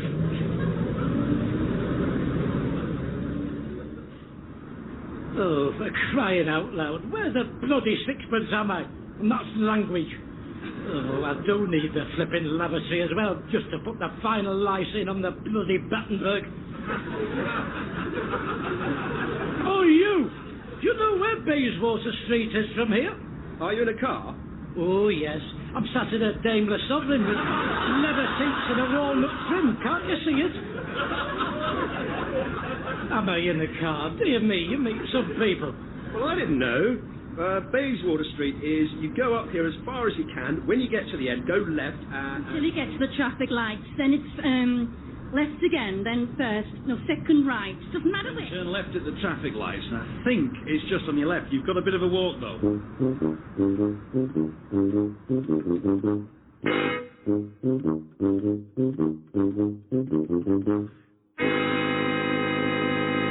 We were beginning to think you'd got lost. You were trying to be funny. Oh, no. I'm Mrs. Edwards. I'm very pleased to meet you. Thrilled. Would you direct me to the nearest lavatory? Can I just say how delighted we are that you could address us this evening? Absolutely marvellous. Where's your lavatory? It's not every day we have a speaker of your stature. I'm so looking forward to your talk. I'm very happy for you. Could you please tell me where to find the... We had someone you probably know not long ago. Danny LaRue. Sod Danny LaRue! Sod him! Show me where your bloody facilities are!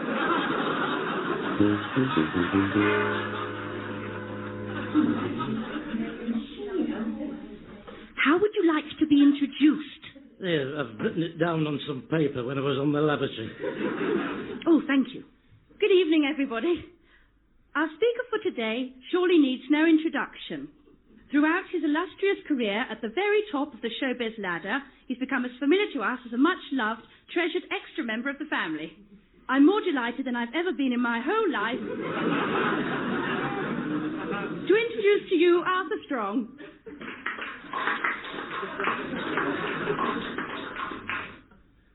It's Count Arthur Strong. What did I say? You forgot the count. Oh, very well. 3, 2, 1, Arthur Strong.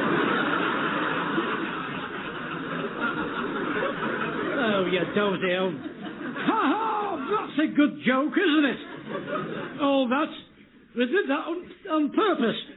I like to start with a joke or two to make the right atmospherics when I'll be doing my talks, and that was no exception.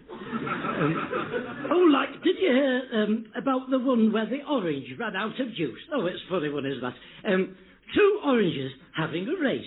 One of the oranges ran out of juice and stopped. Why? Because it ran out of juice. Welcome, everybody, to me, Count Arthur Strong. That's the proper way to say it, not like in the joke we done. And can I just thank you, ladies of the Women's Institute, for that wonderfully warm welcome you done me directly upon my entrance. You really are the most terrific bunch. I really do. You know, when I was a little lad, and I know this would be hard for some of you to understand when you think of my current celebrity status, but I used to suffer from low self-esteem about myself personally. And I could never have imagined that the voice I am hearing now would be the one in which I'm speaking to you. I could never imagine that. So, in 1947, the Variety Theatre was in its heyday. My Memory Man act was the talk of the West End. And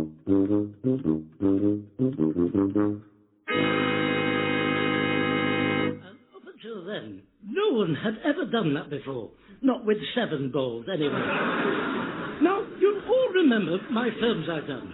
Like Bridge Up the River Kwai, of course. The Bride of Frankincense. Frankenstein. And, of course, the award-winning film, The Man Who Had Some Shoes.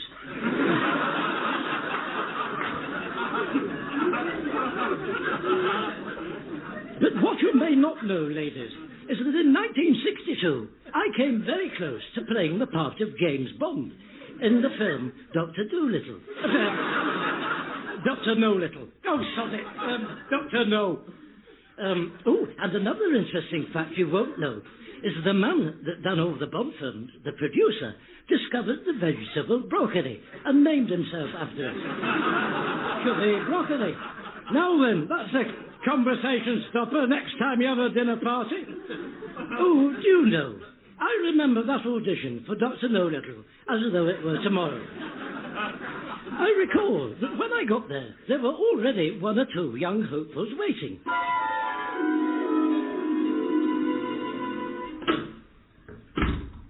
Morning. Cold out, isn't it? Flippin' freezing. Say, it's cold out, isn't it, this morning? Yes it is. Have you come far? Edinburgh. Blimey. I hope you got them to agree to pay your travel before you set off, because they'll try and get away with it. Count Arthur Strong, by the way. Though you don't need me to tell you that, do you? You recognised me straight off, didn't you? I could tell that when I walked through the door. Pleased to meet you. Connery. Sean Connery. Delightful. What part are you up for, then, Scene? Bond. James Bond. Oh, there must be some mistake there. That's the part I'm doing. It's all been finalised as that.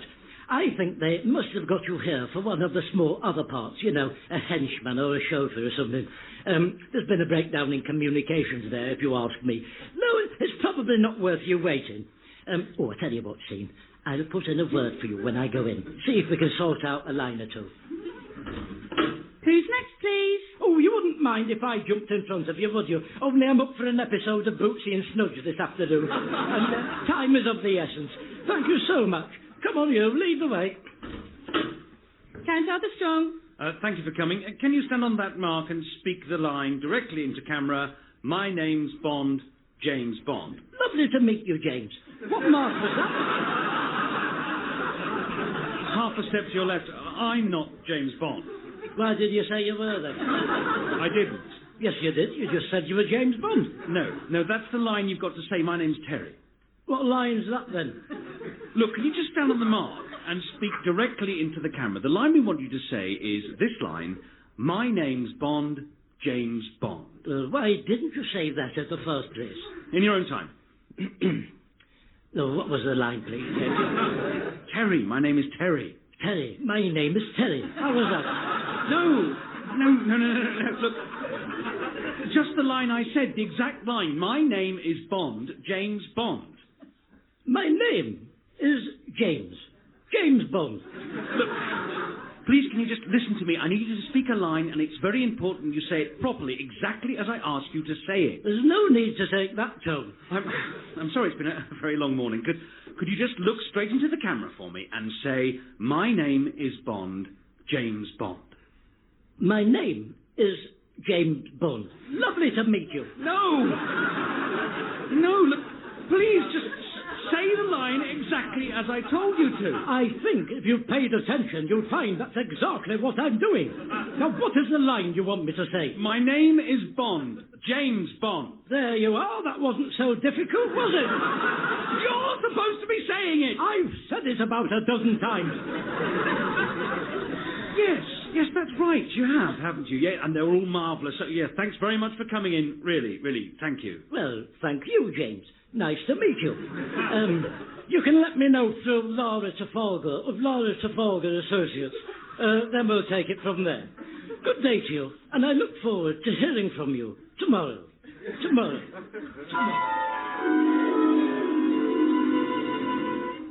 Unfortunately for the broccoli people, I got the job in Bootsy and Snudge, so I had to turn Dr. Nobody down. And the rest, as they say, is geography. Geometry. Histrionics. So there you have it. Colourful recollections from my life in the biz we call showbiz so far. Thank you for listening to what I spoke.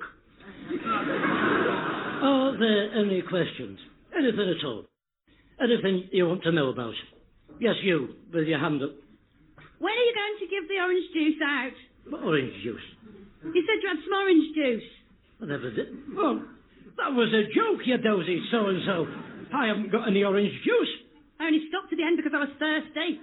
Oh, well, terribly sorry to have inconvenienced you.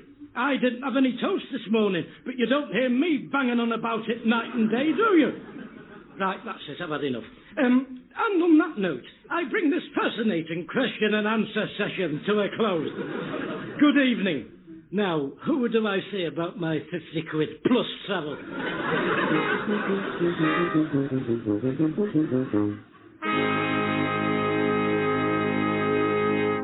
Right, that's the kettle on.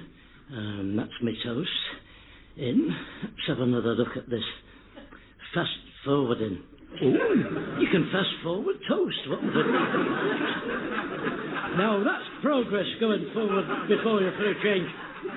So, put a slice of nimble in and press to close drawer. Oh, what's that? What's happening there? Stop it.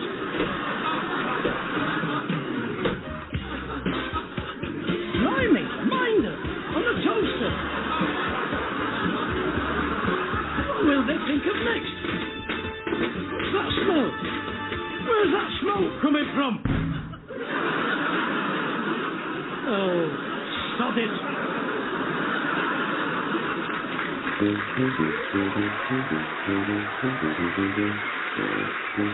Appearing with Count Arthur Strong were Joanna Neary, Alistair Kerr and Dave Mountfield. The script was written by Steve Delaney and edited by Graham Duff. Count Arthur Strong's radio show was recorded live at Comedia Brighton, is produced by John Leonard and Mark Radcliffe, and is a joint Comedia Entertainment and Smooth Operations production. And now on Radio 4, once again it's time for yet another re-return of the legendary Count Arthur Strong. Throughout his long and distinguished show business career, spanning decades and decades and decades, Count Arthur has entertained people as varied as a visiting dignitary. A star of light entertainment, he's often delighted people like you in the privacy of your own bungalow houses. Join him now for this week's Count Arthur Strong's radio show.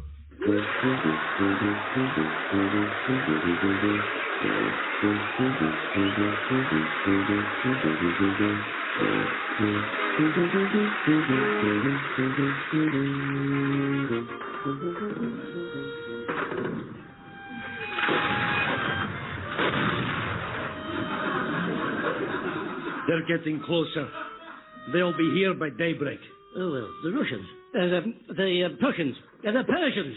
Oh, the Germans. Oh, dear. You boy. Over there. Yes, you with your mouth open. Sitting on that potato sack. Yes, you. Pointing at yourself. Yes, you. Mouthing the words, who, me. Right. For goodness sake, what's the matter with you? You wanted me, Count Arthur Strong, ago? Yes, about half a flipping hour ago, you dozen little comrade. Dear me. Tell me, young fellow, how old are you? I'm 36. No, in this, you idiot, in the play. 12 years old, sir. What is your name? Pyotr Konstantinovich. a little, but yes, talk, Constance. Constance. Oh, you've picked that on purpose, haven't you, that name? I told Constantina. Oh, for crying out loud, it's worse than sodding Welsh, is this? Look, whatever it is you're called, I have an errand for you to run. Are you up to it, little sparrow? Yeah, I think I can manage it. Excuse me. I think I can manage it. Very good, chap. Listen carefully to me. I want you to take my red jacket of mine to the cleaners. Because if I am to be wounded in the Battle of Britain, at Hastings, the Battle of Hastings, Stalingrad, the Battle of Stalingrad, that's what I said.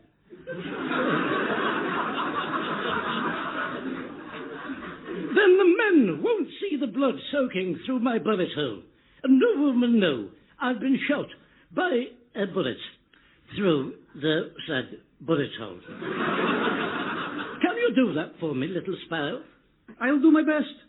Shall I take your brown trousers, too?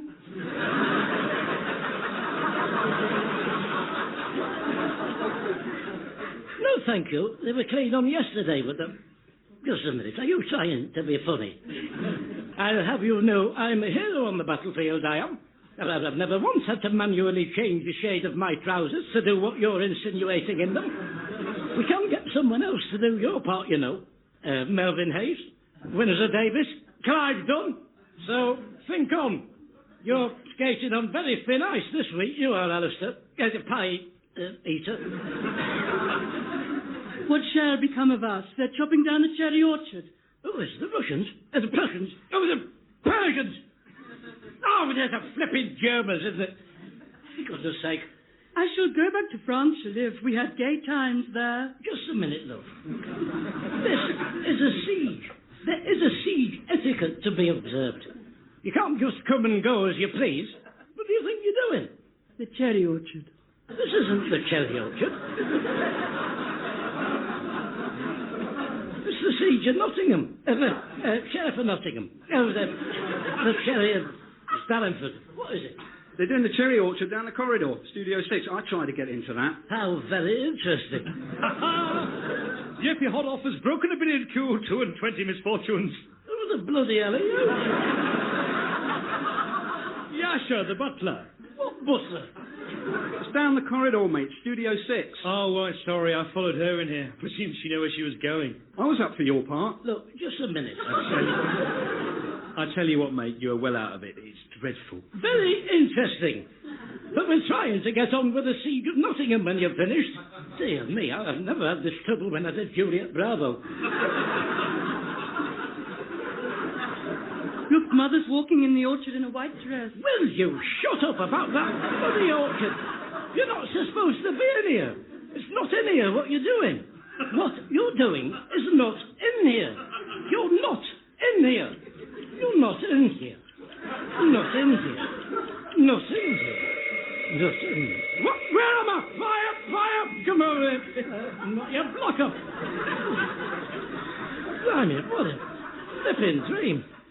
I was in Nottingham, having a sherry, and all these Russians wouldn't shut up. It was more like a nightmare, wasn't it? For goodness sake. Oh, I must have fallen asleep reading that Catherine Cookson. The thin white dress. Oh, still got a bit of biscuit in my mouth. Gaffer cake with a hint of Mussolini. Garibaldi. Unless I'm very much mistaken. I'll tell you what, I'm going to try the chaise lounge in a different position. It's probably what they're called, bad flown shoes. I keep having nightmares on it. Oh, I had one before, that I was standing in the wings in my underpants with an empty decanter in my hand, and I didn't know what the play was, what day it was, or anything. Good grief, that was... Oh, no, that wasn't the dream, that. That was when I did King Lear. Oh, right shambles that was. I'll tell you, if it wasn't for me doing my bottom of mine I gave, it wouldn't have lasted the 2 nights it did. All the cricket said that. What time is it? 11:30. Well, it's light, so that should suggest it must be morning. Oh, blimey. I've got that audition this afternoon, haven't I? I'll have to get my skates on. And I don't mean the fish. Right then, let's get on. Oh, sod it, what's that now? Oh, dear.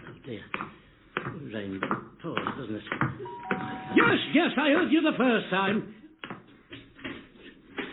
Good morning, sir. That's on a battery, you know, that doorbell. It's not for playing with. I'm sorry, sir. Good morning. What do you want? I'm halfway through something here. Well, sir, I'm just trying to earn myself a living and keep myself off the streets, you know. Highly commendable. Thanks for letting me know. Enjoy the rest of your day. Why would anyone ring your doorbell to tell you that? Flipping big head. Oh, dear me, you meet some people, don't you? Oh, for goodness sake. You again. What have you done this time? Won an egg and spoon race?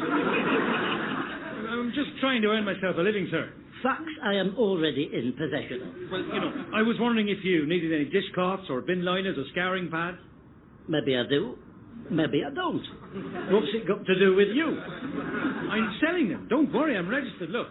Well, is that supposed to be you on that picture? Yes. Looks more like Hitler. No, it's me. Turn your head round a bit and half shut one eye. Not that one. Now squint. Not you, me. Well, you can say what you like, but I'm not convinced. Have you not got anything with your address on it? The recent electric bill or your driver's license? A home-based loyalty card we would accept? Or is there someone who could vouch for you? Are you able to produce a doctor or a solicitor? Even a nurse at a push? Look, I'm only selling kitchen stuff. Yes, well, that's how it starts. Then before you know it, Poland's in your icy grip, isn't it?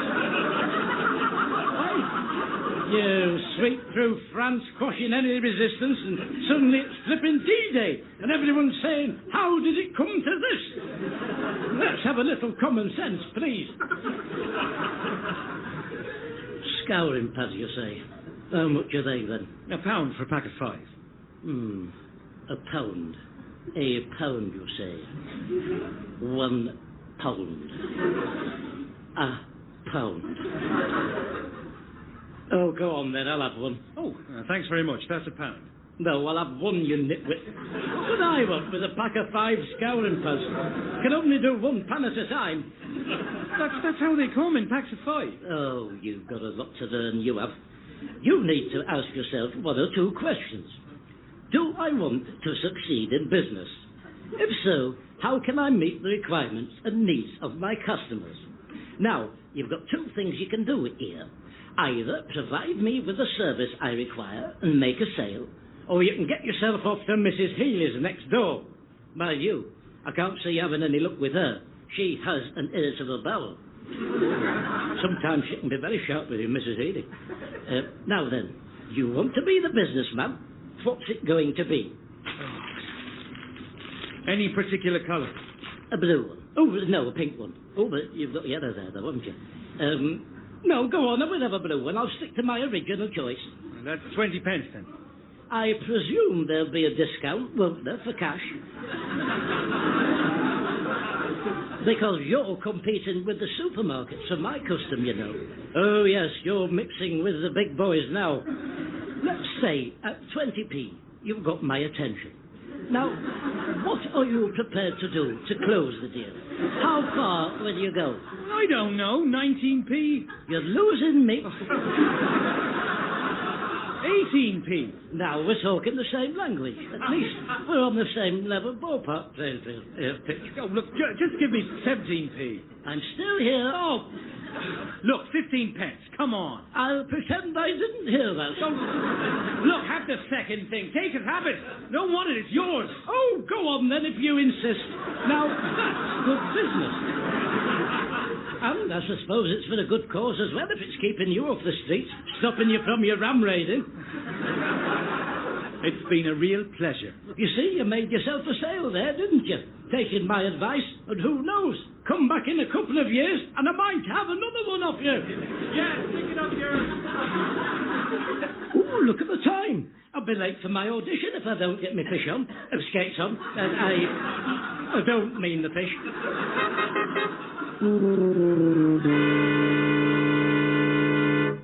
Ah, this must be it. Obsidian Productions. Yes? Hello, Count Arthur Strong speaking to you. I'm expected. Can you hear me? 4th floor. What? What did you say? Is she coming down or what? Yes? I'm still outside. Are you coming down or what? 4th floor. What? What did you say? What did she say? Oh, the sodding stupid. Yes? Look, what's going on? Every time you talk to me, the flipping buzzer goes. I can't hear what you're saying. Are you coming down? Oh, what? Come up to the 4th floor. I can't get through the sodding door. Look, when you hear the buzzing noise, push the door. That's what I've been doing. Oh, well, it's working now, isn't it? Typical. Dear me, these people. Right. 4th floor, he said, with my knees. If you'd like to take a script and have a seat, I'll let you know when they're ready to see you. Thanks very much. This is the 4th bloody floor. Yes. Only there's no signs out there to tell you that. I've had to estimate it. This is the 3rd floor I've had to ask at.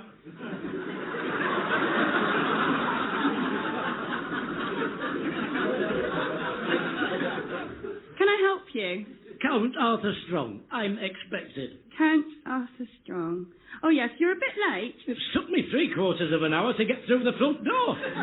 You want to get that scene too? If you'd like to take a seat, can I give you a script? Oh, there's a script, is there? No, I don't think I will, thank you. If it's all the same to you. I'm more than happy to have a look at one of your magazines here. I'll let them know you're here. Good. Thank you very much. They're your bags, young man. Oh, yeah, sorry, I'll move them. You see a lot of that on trains. Is that what you do? You get yourself a nice window seat by the window, then you put all your belongings on the other seat so no one can sit next to you, even if the train's full and everyone's all standing. Is that what you do? No, I don't. Oh, I do. You want to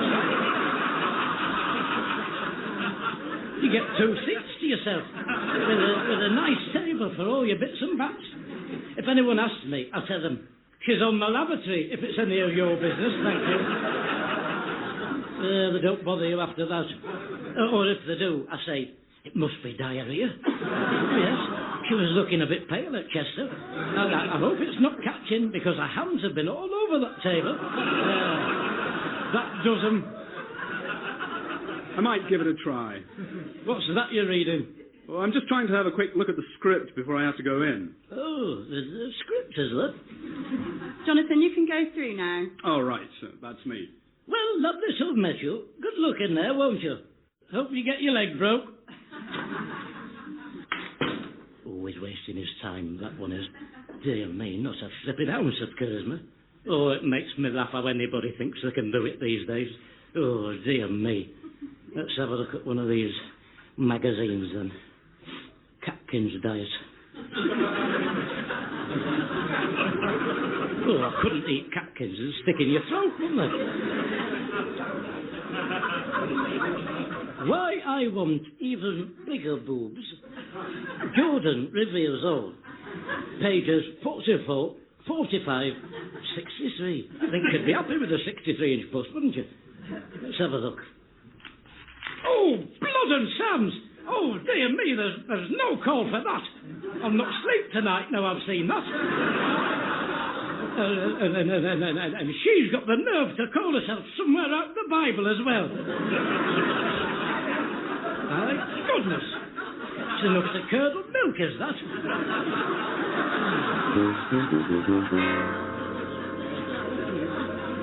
Look, how much longer is this going to take? Some people might have to get to the butcher's before it shuts. You know, it would be nice if just once someone would put themselves in someone else's shoes for a change. That was Be nice, wouldn't it? It shouldn't be long now. They're having to fit you in, you see, because you were rather late. I've told you it was the trouble with the door's fault. You were supposed to be here yesterday. Well, you can wrap it up how you want, but in the final analysis, your front door still needs fixing. So, you know, I have had the last laugh there. I think. Anyway, I got here as quick as I could. I put my fish on, and I don't mean fish. You can go in now. About flipping time. Hello, Colin Barry. No, it's Count Arthur Strong, so you've got that wrong for a start. No, sorry, I'm Colin Barry. What are you calling me it for, then? No, I'm sorry. Strange way you're going about things, most unusual. Yes, well, I'm the producer, and this is Linda Travers, our director. Hi, nice to meet you. Do you think before we have a chat, you can look straight into the camera for me and just give us your name and your agent's details? Certainly. Colin Barry. Oh, you see, that was your fault. You've got me at it now. I'm sorry. Count Arthur Strong. Into the camera. Well, what's that then? I think it's something to do with the air conditioning. Is it? It looks like a camera, though, doesn't it? A little bit, although it is on the ceiling. The camera's actually over there. Oh. Count Arthur Strong. Sole representation. Laura Trafalgar Associates. It does everything, does Larry. He used to have a fat woman. Could break a glass with a top C. She's dead now. Lucy. So what have you been up to? I've not been up to anything. I've only just set foot through the door. Well, don't start all that up. Okay, so as you can tell from the script, it's about a very dark place. It's about gritty realism. It's a lot about inner journeys. You're facing your inner demons. Obviously, you play an investigative journalist from the past. But you think you're from the future. Yes, and you're plunged into this murky world of dwarf prostitution. In Berlin.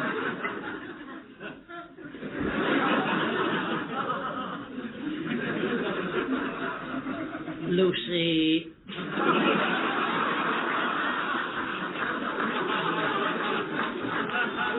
No, it's no good. It's gone.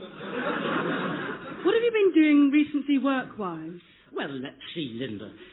You'll no doubt have seen me in one of my films I've done, won't you? Bridge Up the River Kwai, of course. That won Oscars. Dr. No Little. Then there was The Man Who Had Some Shoes.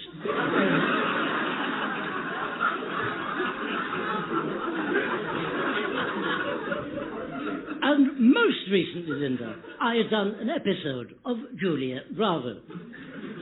Juliet Bravo, I'm not familiar with that. What's that about? You know, I'm not too sure. It was very good, though. I know that. Oh, it was very good. They all said that. What did you do in it? I think it was something to do. I had a book. And I had to take it back to the library or something. If it wasn't a library, it was something similar. It was definitely a book, though. I remember that. Or something very, very similar to it. Right. Perhaps it was a magazine? No, it definitely wasn't a magazine, Barry. It had a hard cover on it, thank you very much. I know you think you're trying to help, but you're only succeeding in causing confusion. Did you get a chance to have a look at the script? Oh, there's a script, is there? Did no one tell you? Well, between me and you, Linda, what's probably happened is the others you've seen before me have probably hid it. Why? I don't know, Linda. You tell me. It's unfathomable, isn't it, eh? Why some people would behave like that. It's completely unacceptable behaviour. Honestly, I'm speechless. Speechless. Still, we mustn't be too hard on them. They could still do one of the smaller other parts, perhaps, couldn't they? Let's not be too harsh, Linda.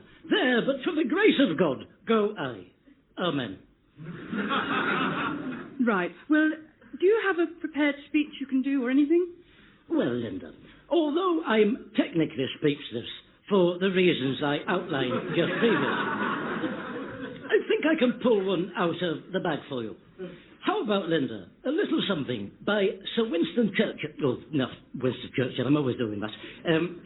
Something by Sir William Shakespeare, the Bard on Avon, our greatest living writer, dead writer, sorry, our greatest living dead writer, Sir Winston Shakespeare, the Bird of Avon, Bard on Avon.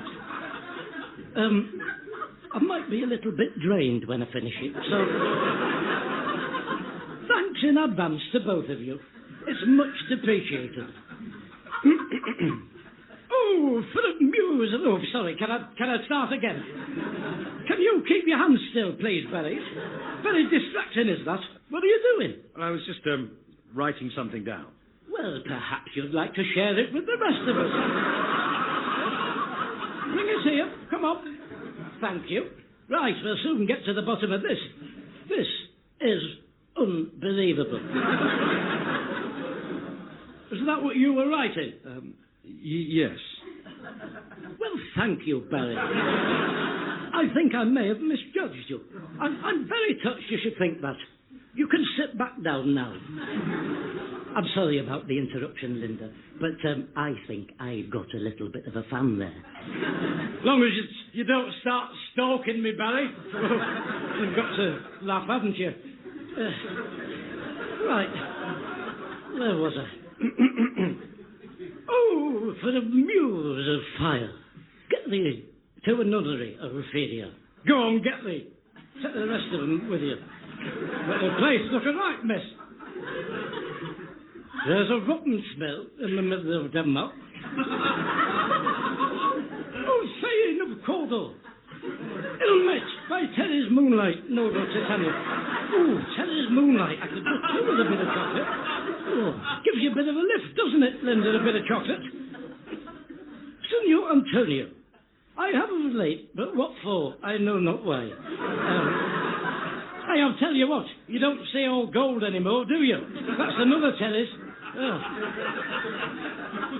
If this book should chance to roam, Mr. Christian. Mr. Christian. Thank you. I can do more if you want. No. I think we've seen all we need to see. I've always had a gift for language. Always have. Right, well, thank you so much for coming in. We've got your agent's details. Lucy Parkinson! Hey, I told you I'd remember it. Lucy Parkinson. Told you she could break a glass with a top C, pipe, pot, anything. She's dead now. Sank without a trace. That's great. Lovely to meet you. Delightful. Absolutely delightful, Linda. I've had a lovely time, and I'll still be able to catch the butlers. So it's all worked out in the end, hasn't it? Cheerio to you. Goodbye, Barry. You'll let me have a schedule nearer the time, won't you? Ta-ta, you two.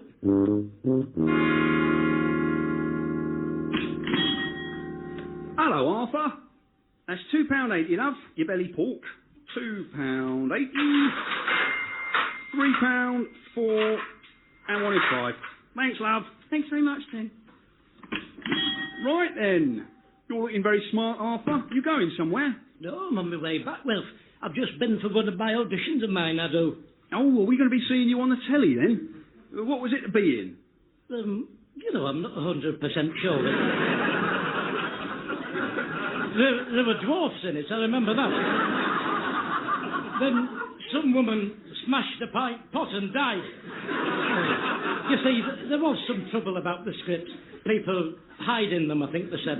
So it couldn't really be clarified what it was they were doing. It's all a bit cloak and dagger, it's television. Me and Maury liked it when you were in the police one years ago. Juliet Bravo. Oh, that came up today. What was I in that? The doctor at the hospital. Did I take some library books back in it at all? No, you were in intensive care. That fat bloke that's in EastEnders now, he got beaten up in the cells. You were fighting to save his life. Did I? Did I save his life? No, he died. Do you know, Wilf, I hate to lose one.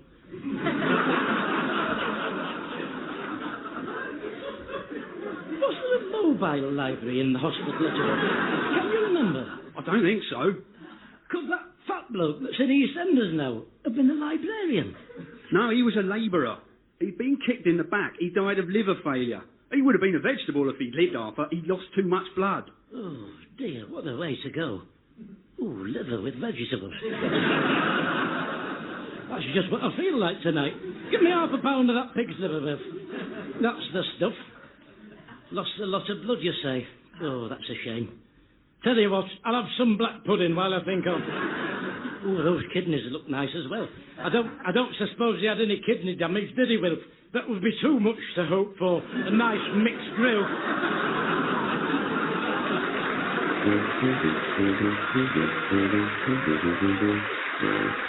Appearing with Count Arthur Strong were Joanna Neary, Alistair Kerr and Dave Mountfield. The script was written by Steve Delaney and edited by Graham Duff. Count Arthur Strong's radio show was recorded live at Comedia Brighton, is produced by John Leonard and Mark Radcliffe, and is a joint Comedia Entertainment and Smooth Operations production. And now on Radio 4, just what we've all been waiting for. Yes, it's time for yet another return of the legendary Count Arthur Strong. Throughout his long and distinguished show business career, spanning a very, very long time indeed, Count Arthur has always done his best. A star of light entertainment, he's often delighted people like you on radio and flickering box. A constant friend in a changing world in the corner of your living room. Join him now for this week's Count Arthur Strong's radio show.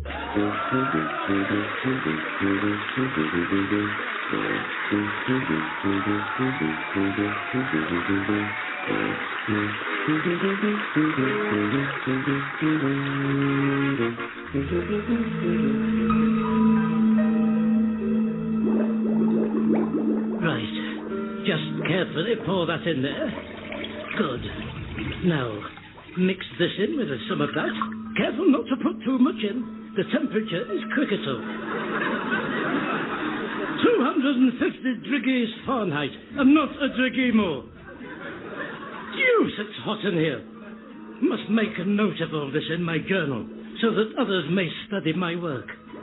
If anything goes wrong, I must have a record of it for posterity. Posterity. Good. So carefully pour 50 cc's into the glass receptacle. And there we have it. Finished. My first jar of my own range of piccalilli. I wonder what it tastes like. What is that flipping music, for crying out loud? Like someone's died or something. There was a time when they had decent music on the wireless list, like Cloda Rogers or Cliff Richards, even the European Fish Wars, Cliff Richards, the Eurovision Fish Wars contest. Oh, anyway, here, look at all these jars, eh, with special labels and everything, with a cartoon of me on, just like him that did Butch Cassidy. Paul McCartney. Oh, no, not Paul McCartney. He was Herman Hermit. That other one. Paul Newman. Oh, that's it. Oh, it was a good film, that. Butch Cassidy and the Sun-Dried Kid. That bit when they jumped off the top of the cliffs into the river, and as they're jumping off, he turns to Paul McCartney, and Butch Cassidy, and he says, "I can't swim." Oh, dear. He should have told them that before they started the film. It's a bit late when you're halfway down, isn't it? His wife did the sausages with no meat in them, Paul McCartney. That's why I got them mixed up. All made out of vegetables. I've never heard of anything so ridiculous. I bet people were buying her sausages and using them as their vegetables, and then getting proper sausages to eat with them. Oh, that's what I do. You can't just have vegetables by themselves. But like having Fred Astaire without ginger bacon. Oh, unthinkable. Anyway, I'll be raking it in when my penicillin hits the supermarket. Oh, piccalilli, I mean. Looks the same written down, that's why I said that. And this is just the start. I'll have my own dripping and everything. Count Arthur Strong's dripping. Imagine that. Oh, who's that now? All right, dear me. Good morning, Count Strong. What are you doing here, Malcolm? I've come for my class. Look, today, is it your audition for, what was it for? It's got animals in it, hasn't it? Cats. Yeah, it's the savvy. I'm dead nervous. I keep going to the toilet. Well, I am quite busy at the moment. Oh, I tell you what, you can have the first taste of my piccalilli I've made. Come on, come in. Yes, you can be what they call a scapegoat. A goat horse. A gift horse. Oh, sod it, you know what I mean. They're like hamsters. A fox? No, they're much smaller than foxes. Rabbit? Oh, now you're just saying the first thing that comes into your head. Look, if you haven't got anything sensible to contribute... Oh, a guinea pig. You could be my guinea pig. Told you, that's what they are. Guinea pigs. And they eat piccalilli. Do they? That might be another outlet for me, pet food. I'll look into that. Right, come on, sit down at the table. I'll get a spoon. We used to call it Pickled Willy when I was little. What? Oh, I can't find a teaspoon. You'll have to use a big one. What about my audition speech? Oh, there's plenty of time for that. You don't need to worry about that under my tutelage and stewardship. Now, what I'm going to do is... I've got some shop-bought piccalilli, and mine I've done to a secret recipe peculiar to myself, which only I know what's gone in it. And that will die with me, will that? Just like Mr. Cripplin's cakes. Now, Malcolm, for this part of the test, I'm going to blindfold you with this tea towel to deprive you of your senses. And you've got to tell me which is the best one. And I want you to be quite truthful. You must tell me what you think. Don't be psychophantic because of who I am, Malcolm. I will not thank you for it. Can you see anything? No. Right. Taste this one. Don't say anything yet. Have you swallowed it all? Yes. Now try mine. Oh, this one. Try this one.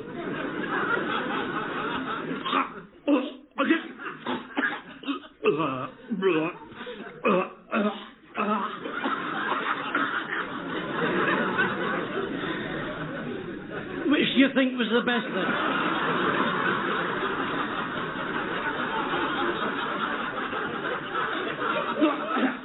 Oh, the second one's horrible. Burnt all my mouth. Oh, I should have known better than to ask you. It's a bit on the spicy side, that's all. Which one's yours? I'm not at liberty to disclose that. Because of the nature of the way we do these surveys, I have to remain anonymous in the pursuit of foul play. Fair play. Well, I hope it's not the second one. You've said enough now, Malcolm, thank you. Don't push it. I trust you're not going to be so opinionated at your cat audition, because they won't like that, you know, the cat people. Can we start now? Have you brought a speech? Yes, I've been working on it like mad. Good. Now, just take a moment to centre yourself. Breathe deeply, right up from your diaspora. Because if you don't breathe from your diaspora, you'll be talking out of the back of your throat. And you will sound like Mickey Mouse. And that will register with them at your audition, because they're looking for cats, not mice. They will be on the lookout for that kind of thing. So that's something just to have in the back of your drawer. Never mind. Back of your mind. Oh, anyway, come on, time marching on. I've got to get down to Jerry's Cap for the lunchtime rush. We're doing a trial of my piccalilli. Oh, in fact, you could carry my box of jars for me. Here. Have you seen my labels I've had done? Look at that. Who's that on them? Looks like one of the Seven Dwarfs. Grumpy or Dopey? It's me, you idiot. My butcher's eldest did it, David.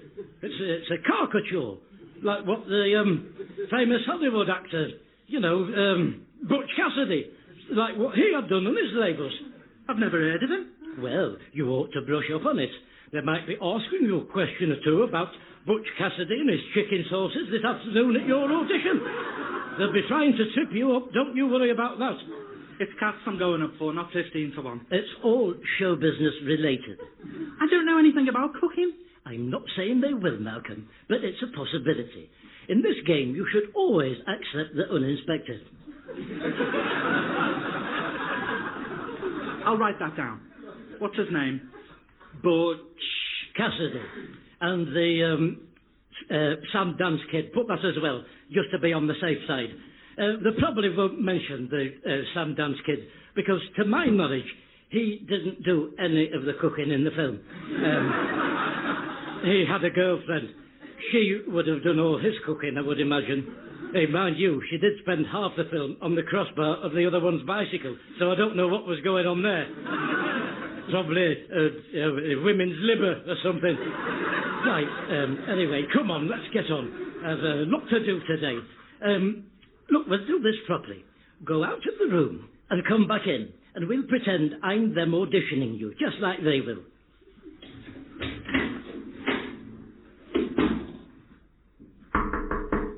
Come. Come. Oh, just bloody well come in, will you, Malcolm, you gormless idiot?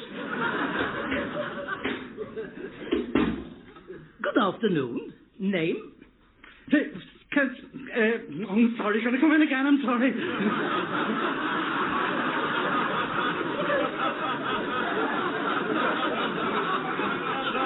Well, that's a good start, isn't it, for the dress rehearsal? Pull yourself together, you're a bag of nerves. Now come in again, and this time I want you rimming with confidence.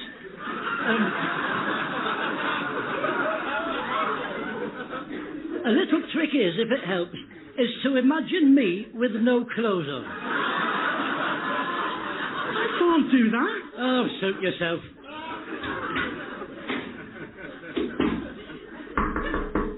Come. Oh, just get in here, will you? Good afternoon. Lovely day, isn't it? Malcolm. Oh, no, wait until I ask you what your name is. You didn't do that last time. Oh, just shut up. Name? Malcolm. Malcolm DeTinsel. Malcolm DeTinsel? That's not your name. It's my new stage name. Just thought it sounded that good. Oh, dear me. You want to call yourself something like Rock Hudson did. What are you wearing, by the way? You're not going like that, are you? No, I've got some leg warmers my grandma knitted me in my shoulder bag. Yellow and black, horizontal stripes, and a beret. Yeah, why don't you go the whole hog? Stick two of my pipe cleaners in your hat and you can go as a bumblebee. So, do you not think it's appropriate? Oh, I'm past caring, to tell you the truth. Now, before I ask you to do your speech, tell me, do you have a cat of your own? No. Well, yes. Well, we had one, but it ran off and didn't come back, and we realised that another family was feeding it, so my Uncle Michael said that they could keep the effing thing. If you'll pardon my French. Oh, for crying out loud. Look, if they ask you a question about cats, just say you've got one and it's called Fluffy. There's no need to drag your stupid Uncle Michael into it. What are you going to give us today for us? Well, it's a speech from a new play by an author and writer, Colin Home, called Anger. And it's about people who are marginalised and trivialised in life. I will be playing the part of Brian, who's come to see his mother at the old people's home, where she now resides, in the latter stages of senility. Sounds like a bundle of laughs. Just before you start, what do you think about the range of spaghetti sauces Butch Cassidy does? I like them. Very good answer. Now you're using your head. Well done, Malcolm. Pray continue. There's a line in the middle of it for you to do. Oh, there's a line for me, is there? Who am I playing? It's there. It's the mother. I'm not playing the mother. Anger by Colin Home. Do you know, mother, when I was a baby, you never showed me any affection. I felt marginalised and trivialised And it's only because I've been having more appointments with the psychiatrist. I know now what I just said to be true to you. When I was growing up into manhood, you were always doing the club, drinking with your friends. And what is ironical to me now is now I find you in the final stages of senility. It's you now. Well, I'm not happy being a woman. I want that to go on record, Malcolm. I got this dress on VE Day. Have I had my dinner? Did I like it? Everything's dark. Malcolm, is that you? Malcolm? Just a minute. You said you were playing Brian. This is one of your stupid plays, isn't it? It's not stupid. It's poignant and distressing. Well, if you're going to do one of your silly pieces of nonsense, you're asking for it. You should be doing one of the classics. Romeo and Juliet Bravo or something. Oh, look at the time, thanks to you. Give me a hand to put these jars in the box. I'll miss the lunchtime rush if we don't get going. I've got to go to the lavatory first. My stomach's churning. All I can taste is onions. Hurry up. And don't forget to wash your hands when you've done in there. It's a premium product you'll be handling.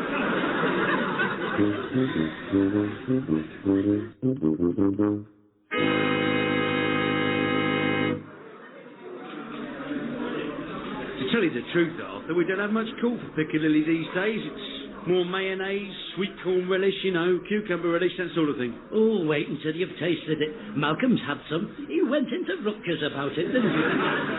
Oh, I need to laugh again. Do you know? Anyway, Jerry, look. I'll stand here, and when you do a sandwich for someone, I'll say, how about having a little bit of pickled willy on it? Pickled egg. Piccanese. Eh? Piccanese? You mean Piccadilly? Of course I mean Piccadilly. And you know what I mean. A Pekingese, Jerry, is a little Chinese dog with a concertina for a head. Anyone knows that. You want to get out there and see the world. You've been too long behind this counter. Yeah, I think you might be right. What would you like, madam? What's that one? Coronation chicken. And that one behind it? Oh, that's egg mayonnaise. Oh, no. What's that one? Tuna and sweet corn. Oh, I can't eat tuna. What did you say that one was? Oh, for crying out loud. I beg your pardon? Just pick something, for goodness sake. It can't be that hard. Have you never had a sandwich before? It's got nothing to do with you. Oh, yes, it has. I'm doing all the penicillin on them. Piccadilly. Oh, pick a bloody lily. I don't want Piccadilly. Oh, you will when you've tasted it. Allow me, madam, to introduce you to a brand new range of gentlemen's relishes to hit the high streets. That's it, sir. Come on, gather round. The more the merrier. Who's that on the label? That's me. I'll tell you who that looks like. The little woman in the Crankies. Well, it's not. It's a caricature of me. And for your information, clever Dick, there isn't a woman in the Crankies. There's a fat bloke with curly hair and a little schoolboy. And I should know because I did Mother Goose with them. So I bet you feel a fool now, don't you, for falling for that? The oldest trick in the book. Eh? Yes, indeed. Count Arthur Strong's Piccadilly uses only the finest ingredients available to mankind. I personally sourced the bunions myself. Oh, not bunions, onions. Not my trainer Doris's fault, is that? She missed this morning with her feet. That's why I said bunions. So, sorry about that, everyone. Though why I should have to apologise for her deformed feet is something of a mystery to me.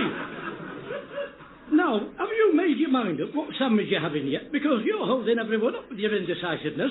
I don't want Piccadilly on it, whatever I have, thank you. Right, shove off then, go on, clear off. Haven't got time. Where have you been? I've got the runs. What do you mean you've got the runs? Cricket? No, you know, the squits. Squits? Diarrhea.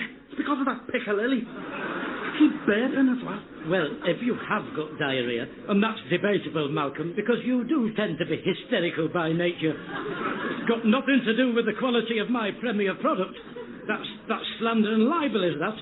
Let he who threw the first stone speak now, or forever hold his peace. Amen.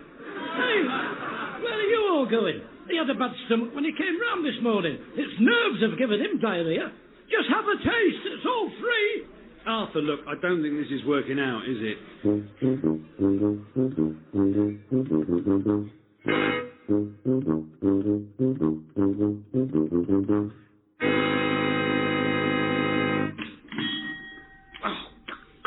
Oh, come on, stop making such a meal of it.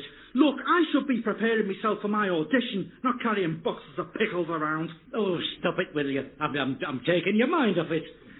I dare say you'll thank me for my efforts when you're topping the bill on Sunday night at the London Palladium, won't you? Hello, Arthur. What have you got there? Do you mean in the box or holding it? I told him not to put those leg warmers on. In the box. I know Malcolm. Good afternoon, Mr. Taylor. Can I please use your lavatory, please? Well, it's not really for the customers. It is a matter of some extreme urgency. Well, you better go ahead then. It's back there. First door you come to past the cold store. Thank you. Is he all right? I'm beginning to wonder. Now then, Will, let's get down to brass talks. If I were to say to you, I could quadruple your sales charts, what would you think about that? Well, Arthur, I'd be interested. Ah, Wilf, I can see you're an entrepreneur after my own heart. Wonderful to have you on board. Now, let's have a look. You'll have to shift all that off the counter and move that tray of liver. I don't want any of your offal in people's eye line. Why? What are you doing? We've got to make a dedicated point of sales area. Come on, Wilf, keep up. We'll probably need another till as well once word gets round. We can put your David on that. Where is he, by the way? I've a bone to pick with him. He told me he had a GEC in O-level art or something. I have to say the feedback I'm getting would not seem to back up that assertion. Well, he's at the abattoir. Look, I'm not sure what's going on, Arthur. Well, I've only got one word to say to you. Piccadilly. Piccadilly? Piccadilly. No, not Piccadilly, you twit. The other one. You've got me at it now. You're getting mixed up with the place. Nelson's Column. Though if I can come to your defence, Wilf, they are very similar. So don't be too hard on yourself about it. We all make mistakes. I'm afraid I'm still not with you. Oh, dear. Give me a spade. I'll paint you a picture. Here. Have a look at this. Now then. Jars of Piccadilly. Bullseye. But no ordinary Piccadilly, Wilf. Look more closely at the label. Who's that? Oh, you as well. What do you mean, who's that? Looks like the little bloke that was in that Fantasy Island. The midget with a funny voice. Yeah. David used to do it. Well, it's not a midget with a funny voice. For your information, it's me. It's a sodding caricature of me. Your David's done that, you know. Well, I hope you didn't pay him for it. I negotiated a deferred payment with him. And you want me to sell them? Oh, there won't be any selling involved. It'll walk out of the shop when word gets round. Just look at, what's it, him that jumped off the cliff, you know, Billy the Kid. The supermarket can't put it out fast enough, Billy the Kid stuff. Billy the Kid? Oh, excuse me, Arthur. I'll just set some of these jars up while you're serving. I'll do a pyramid with them. Well, hang on a minute. Oh, don't worry, I can manage.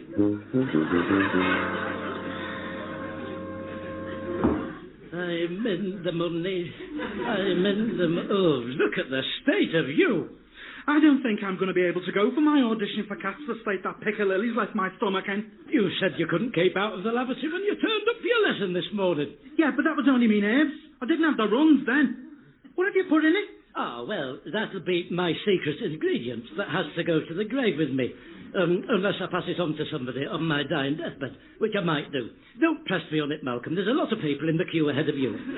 Well, it was my big break, and now it's gone. Ruined. I might as well just pack it all in now. Oh, for crying out loud. Get the violin out. Let's all have a sing-song. Yes, but Cameron McIntosh is going to do the auditions. Oh, you don't half like to make a crisis out of a mountain, don't you? Who did you say was coming? Carmen Miranda?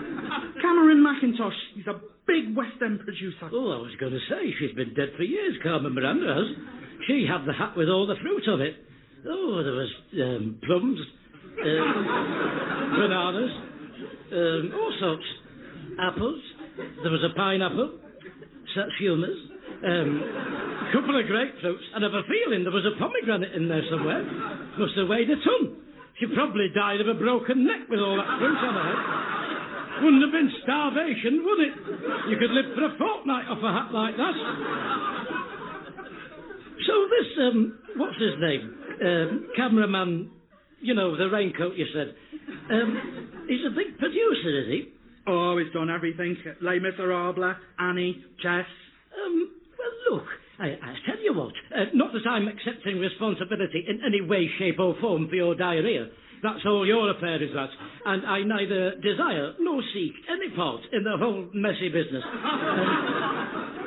Look, I'll go over and see them for you. You know, explain your indisposition and get them to see you another day. I'm not without influence in the business, as you know, Malcolm.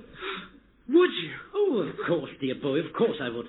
And you can do me a favour in return. You can stop here and start selling my peccadillo. Peccadillo. Oh, pickle-willow, whatever it is. And you'd only just be the other side of the fridge from Wilf's lavatory for when you have your next attack. Which, judging by the way you're hopping around, I would suggest is somewhat imminent. Ah, there you are, told you.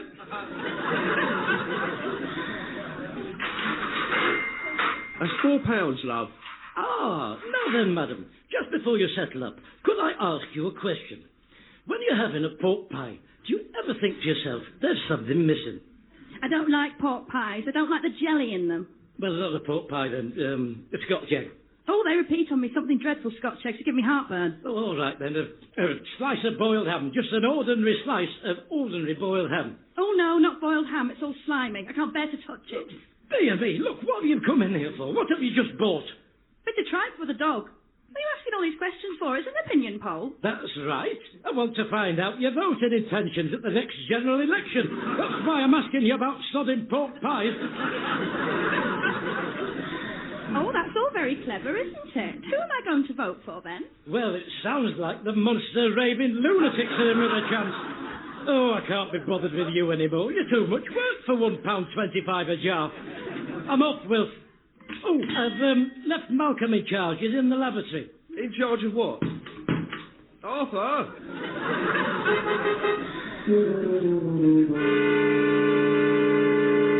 Thank you for coming. Name? Malcolm. Malcolm... what was it? Malcolm Dickinson, that's right. It just slipped my mind for a second. Although I am thinking of changing it to something a bit less vulgar. Right, yes. Nice leg warmers. Are you trying to be funny? No, they suit you, yeah. Well, in your own time, please. Midnight, la la la la la la. I've not really had much of a chance to have a proper look at this. What with a pickled willy? Oh, Piccadilly! Bloody idiot Malcolm and his pickled willy. I mean, not Malcolm. I'm Malcolm. I mean the other one. Anyway, look, if I do get the part, I will learn it properly if you have any reservations. So don't be concerned about that. I'm known for my line learning. La la la la. Ooh, have you switched keys? Oh, dear me. I usually have my own pianist, Carmen. That's what's throwing me. I'll start again. Midnight. Oh, I'll count you in. 1, 2. Midnight. La la la la la la la.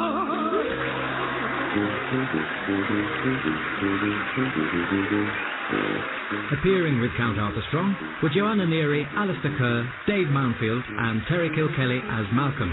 The script was written by Steve Delaney and edited by Graham Duff. Count Arthur Strong's radio show was recorded live at Comedia Brighton, is produced by John Leonard and Mark Radcliffe, and is a joint Comedia Entertainment and Smooth Operations production. Ladies and gentlemen, this time of year is often a time when we spare a thought about those less fortunate than ourselves. And with that thought very much in mind, we'd like you to join the show business legend, raconteur, after-dinner speaker, and West Yorkshire Nobby Knees champion twice on the bounce from those pre-decimal years of 1968 to 1969. Yes, indeed, it's a special Christmas instalment of Count Arthur Strong's radio show.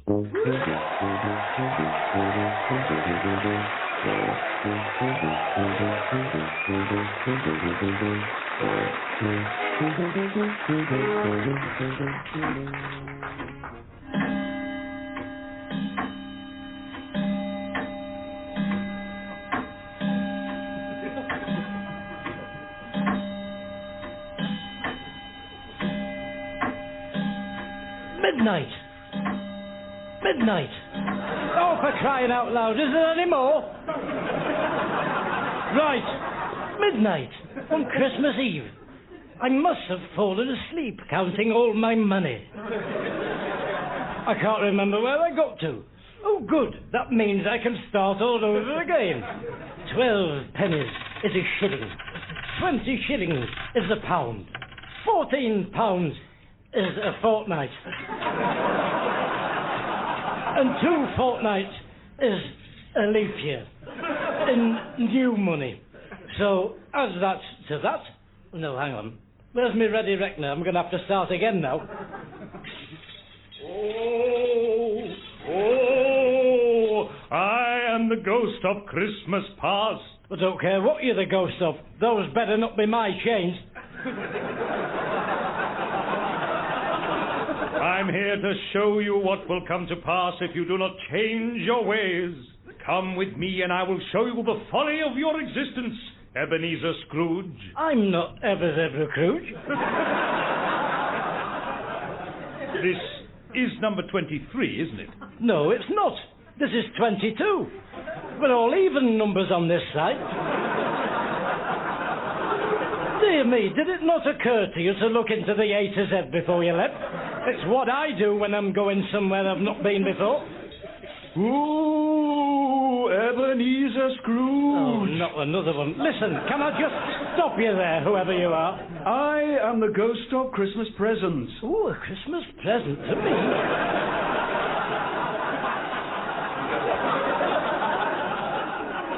No, I am the ghost of Christmas present. Oh, good for you, then. Listen, I am not Ebenezer Scrooge. I've just been through that with your see-through colleague.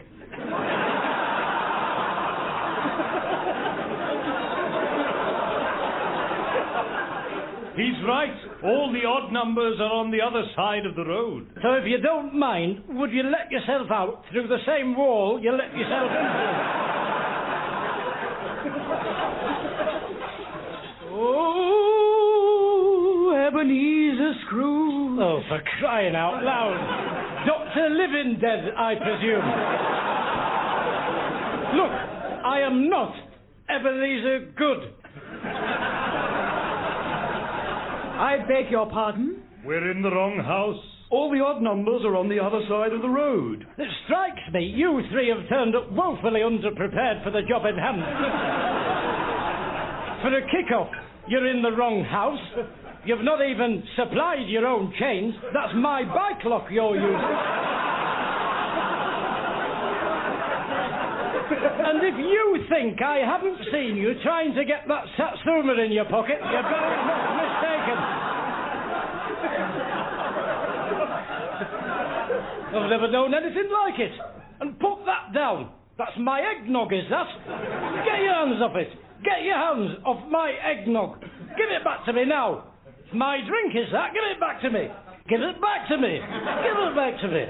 Give it back to me. Stop it. Get off. Oh, I'll knock you sudden. Lock off. I'm not sharing that with the undead. Oh, for crying out loud. As if I haven't got enough to do today with everything I've got to do today. I heard you, for goodness sake. There's no need to go mad ringing me bell. What do you want? We wish you a Merry Christmas. We wish you a Merry Christmas. We wish you a Merry Christmas and a happy... Right. Thank you. Can I just stop you there? 2 things. 1, we wish you a Merry Christmas is a gross misrepresentation of what's going on here. Because if you hadn't noticed, there is only one of you. So that's something you might want to look at. And 2, which I'm coming to now, what does that say? Please press once only, out of respect for the battery. That's right, so perhaps you'll bear that in mind for future rings of People's Bell. Now then, despite your transgressions, I do have a little something for you. While I go and fetch it, let's have another little burst of that song you were singing, bearing in mind my notes to you. I wish you a Merry Christmas. I wish you a Merry Christmas.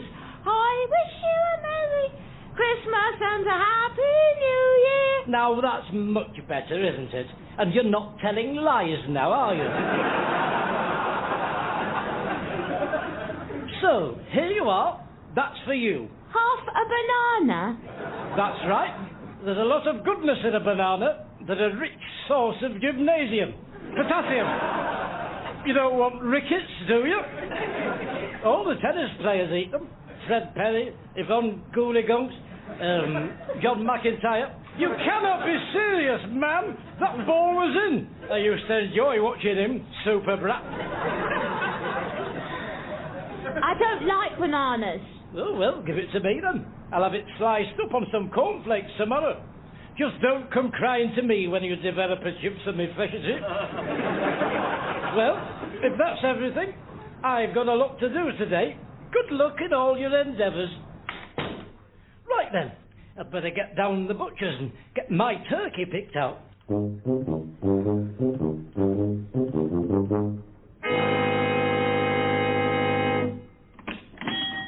Morning, Arthur. Wilf, condiments as a seasoning to you. A very Merry Christmas to you as well, Arthur. Now, I've come in to have a look at the bird. I can't take it with me at the moment because I'm out for the rest of the afternoon. I'm doing my reading of the Nativity for the Cubs at 2 o'clock. I've just come in to preview it. Well, you can have your pick of any of that lot, Arthur. Oh, right, the pick of the brood. Well, let's have a look. Oh, not that one. I don't want that one. Why, what's wrong with it? Oh, it's got a right gomeless look on its face, hasn't it?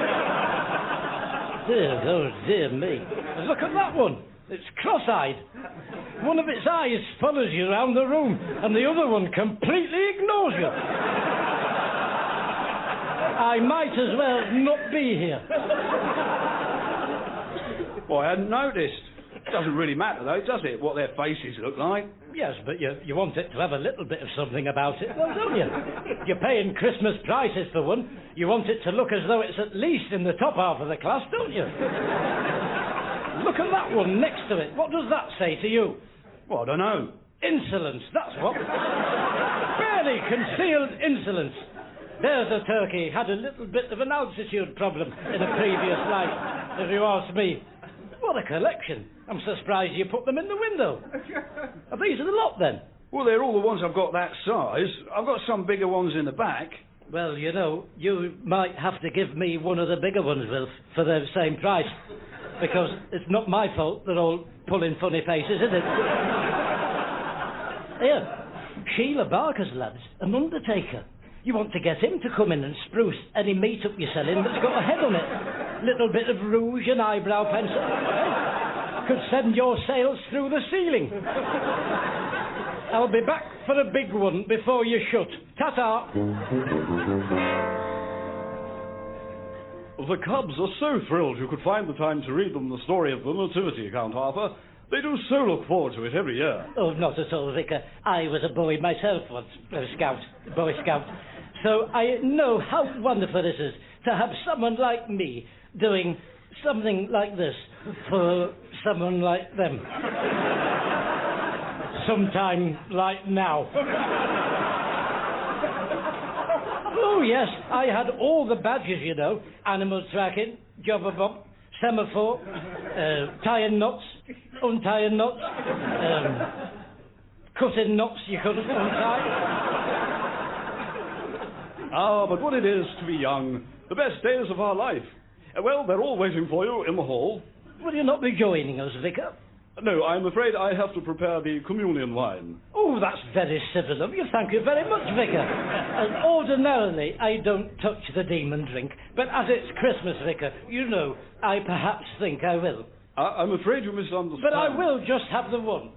We don't want to turn it into a session, do we, Vicar? I mean, you've got even song, and you'll want a clear head for that. And I've got a show on tonight as well. You'll bring it in with you when you're ready then, will you? Thank you so much. Right, quieten down, please. Can I have your attention, please? Dip, dip, dip, come on. Ging, gang, goolagongs. I don't want to have to get the old brown wise owl out now, do I?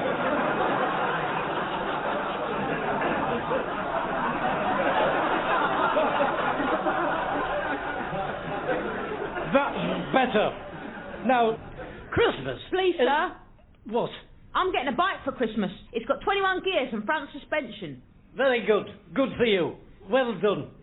Now, Christmas is a time of year... Please, sir. No, what now? What is it? I'm getting a PlayStation. Oh, for crying out loud. Nobody got bicycles and space stations in the Bible, did they? And I'll tell you why. Because they couldn't afford them. Eh?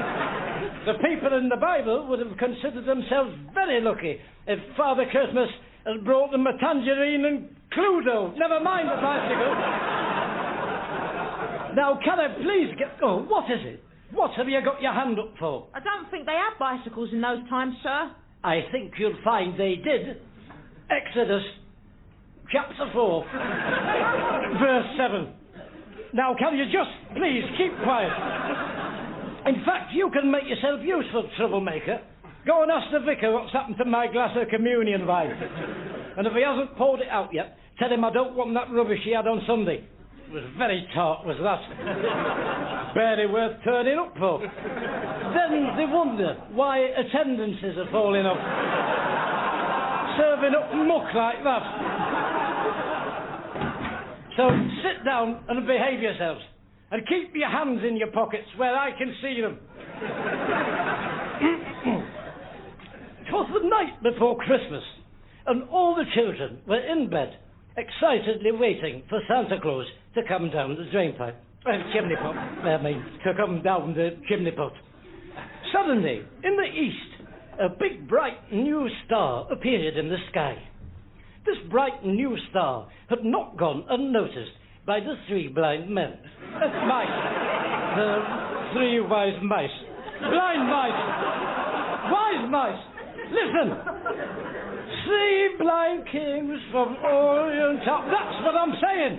The three blind mice. They decided to ride on, ship of the desert things.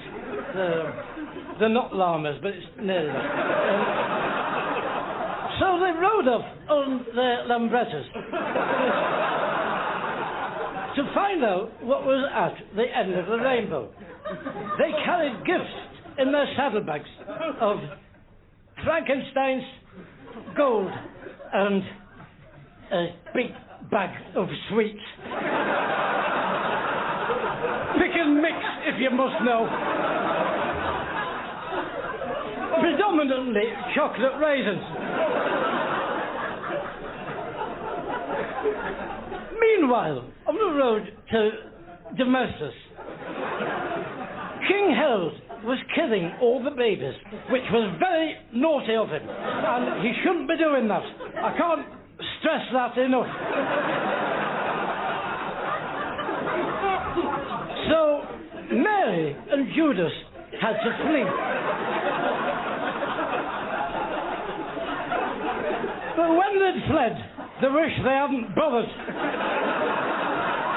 Because all the hotels was booked up with it being Christmas.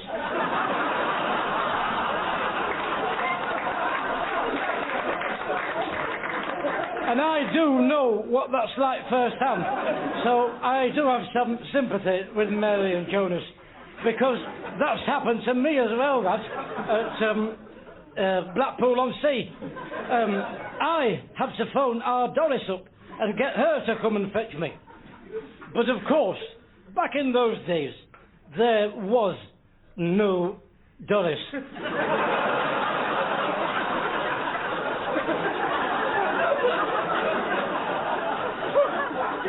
Anyway, they managed to find a pigsty and they all bunked in that, which I couldn't do. I do have my standards. Meanwhile, Adam and Eve were dead. So that was a shame. They couldn't have been there for the birth. Anyway, they missed it. They'll know for next time. And all that is where we get the hymn from. Go away in a manger. So after three, away, come on.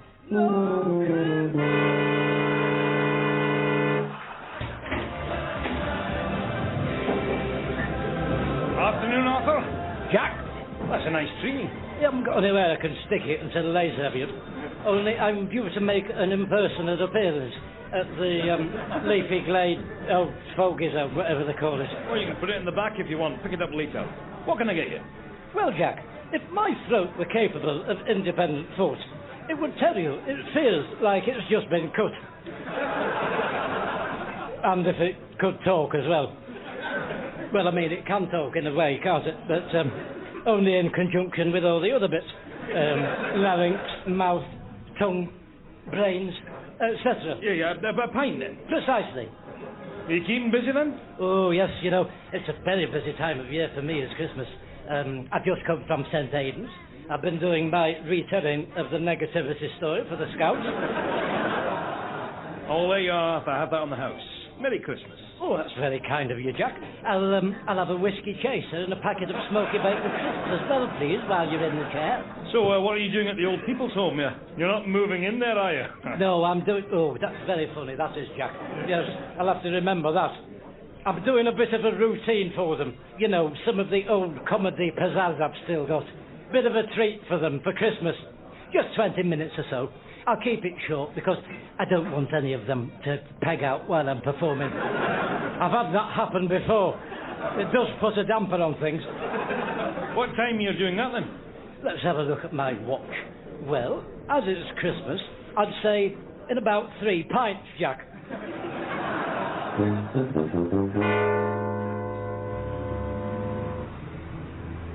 Right then, here we are. Yes? Good afternoon. Could you let me in? Sorry, who are ya? It's Count Arthur Strong. I'm here to entertain the inmates. Oh, Count Arthur Strong. Hold on or come down. Hurry up then. It's perishing out here.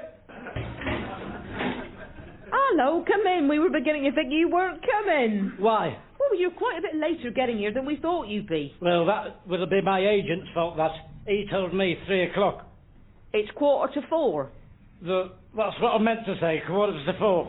That's what he told me. 3:45. I knew there was a 3 in it. Oh, he's an idiot. I keep thinking it's time for me to move on from him, to pastures anew. But frankly, it would break his heart if I went. He's only got me and Rod Hull left. And he hardly works these days. Well, unfortunately, I go off at 5, so I won't be able to see your show. Now, you wanted a cassette player, didn't you? That's right, one I can plug my microphone in. I like to start with a song that always goes down an absolute storm.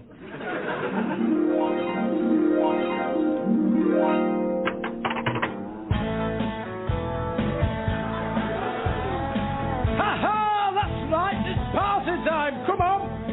Don't break my heart, my achy, flaky heart. You just don't think you understand. Don't break my cart, my horsey cart. Don't just think you understand. Ha ha! Thank you, everybody, for that wonderful welcome you done me. You really are a marvellous audience. I really do. Is she asleep? Oi! All right, love. Not keeping you awake, am I? As the arch has finished. Oh, yes. Didn't you hear, love? They've all caught mad cow disease and died. Bum, bum. Oh, you've got to laugh, haven't you? Here. Did you hear the one about Mickey Mouse went to the doctors because he was having Disney spells? Oh, dear me. It's the way I tell them. The 2 boiled eggs. That's not funny. Yes, it is. No, it isn't. I do have Disney spells. No, you don't. That's the joke. You have Disney spells. That's what you have. That's what I said. No, you didn't. You said Disney spells. Walt Disney. Why would I say that? It doesn't make any sense. It's not supposed to make sense, is it? That's the joke. Come on, love, keep up. You'll find it very hard to enjoy the next 10 minutes if you can't grasp the basic premise of what's going on here. Oh, no, I'm not stopping for this. Where do you think you're going? Bloody dozy. Ha-ha! I don't blame her. I'd be right behind her if I didn't have all this to do. Boom, boom. Oh, dear, you've got to laugh, haven't you? Right, for my next trick, I take a simple pack of cards. So, is that your card? No. Is that? No. Is that? No. Is it that one? No. Is it that one? No. Is it that one? No. Is it the right suit? No. Are you sure you can remember which one your card was? Oh, yes, I can definitely remember it, yes. It's that one, isn't it? No.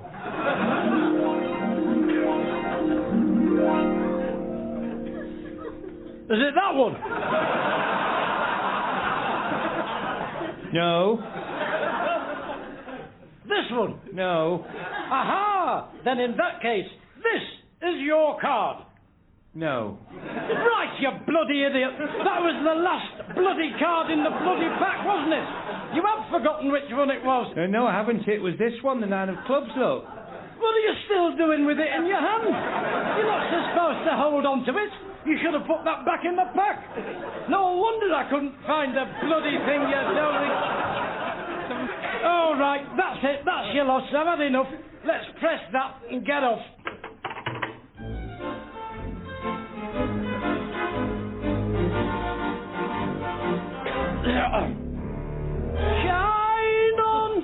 Shine on, harvest moon, up in the sky. Now you. Bloody bunch of idiots. Now just me.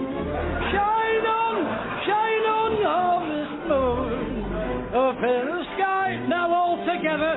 I ain't as no love since February. Mark me good as July.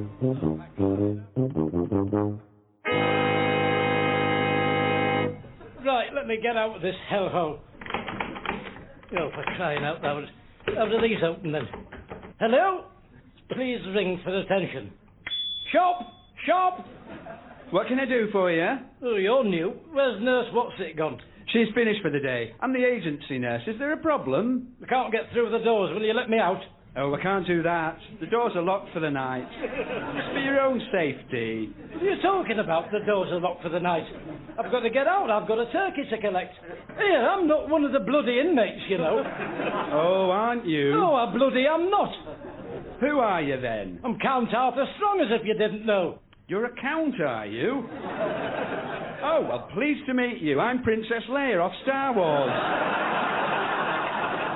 Listen, I've just been doing a show here. I've been entertaining the inmates. Here, look, she'll tell you. Ask her. Excuse me, love. What do you want? I'm going to the lavatory. Not as we speak, I hope.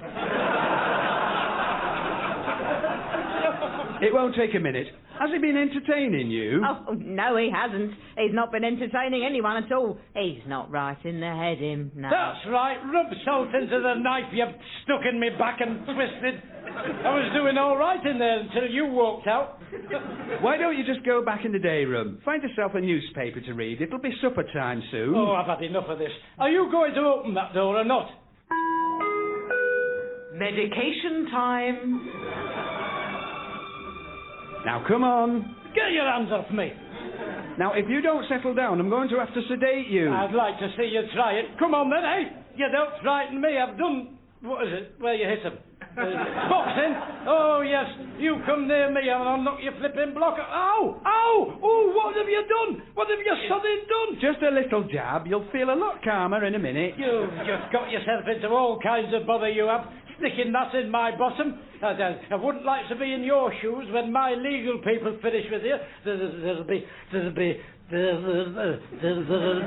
bluebirds over the white cliffs of Dover. Can you hear me, Mother? Tweet, tweet. Good afternoon, squadron leader. Top of the world. Absolutely wonderful. Pip, pip. Hello, Leafy Glade Retirement Home. Oh, hello. Count Arthur Strong? Yes. Oh.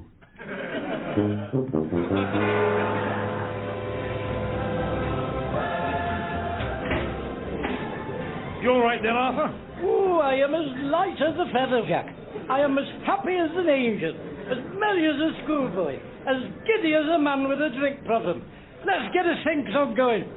I'm dreaming of a white blackout, just like the one that I've just had.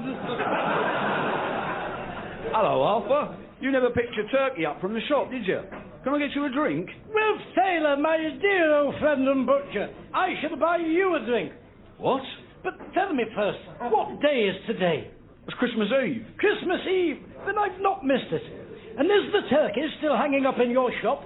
The big one, mind, the prize turkey, not the small boss-eyed one. Yeah. Go and fetch it, and I'll give you a half-crown. No, sod it, you can have a full fortnight. I'll send it to Pork Skirget's house. It's twice the size of Tiny Tim. Tiptoe through the tulips, by the window, all together now. Jack, drinks for everyone, please. Are you sure you're all right, Arthur? Never better, Jack, never better. And now that everybody has their glasses charged, would you please raise them in a toast with me and Tiny Tum Tum? God bless us, each and every one of us. Merry Christmas, everybody. Merry Christmas.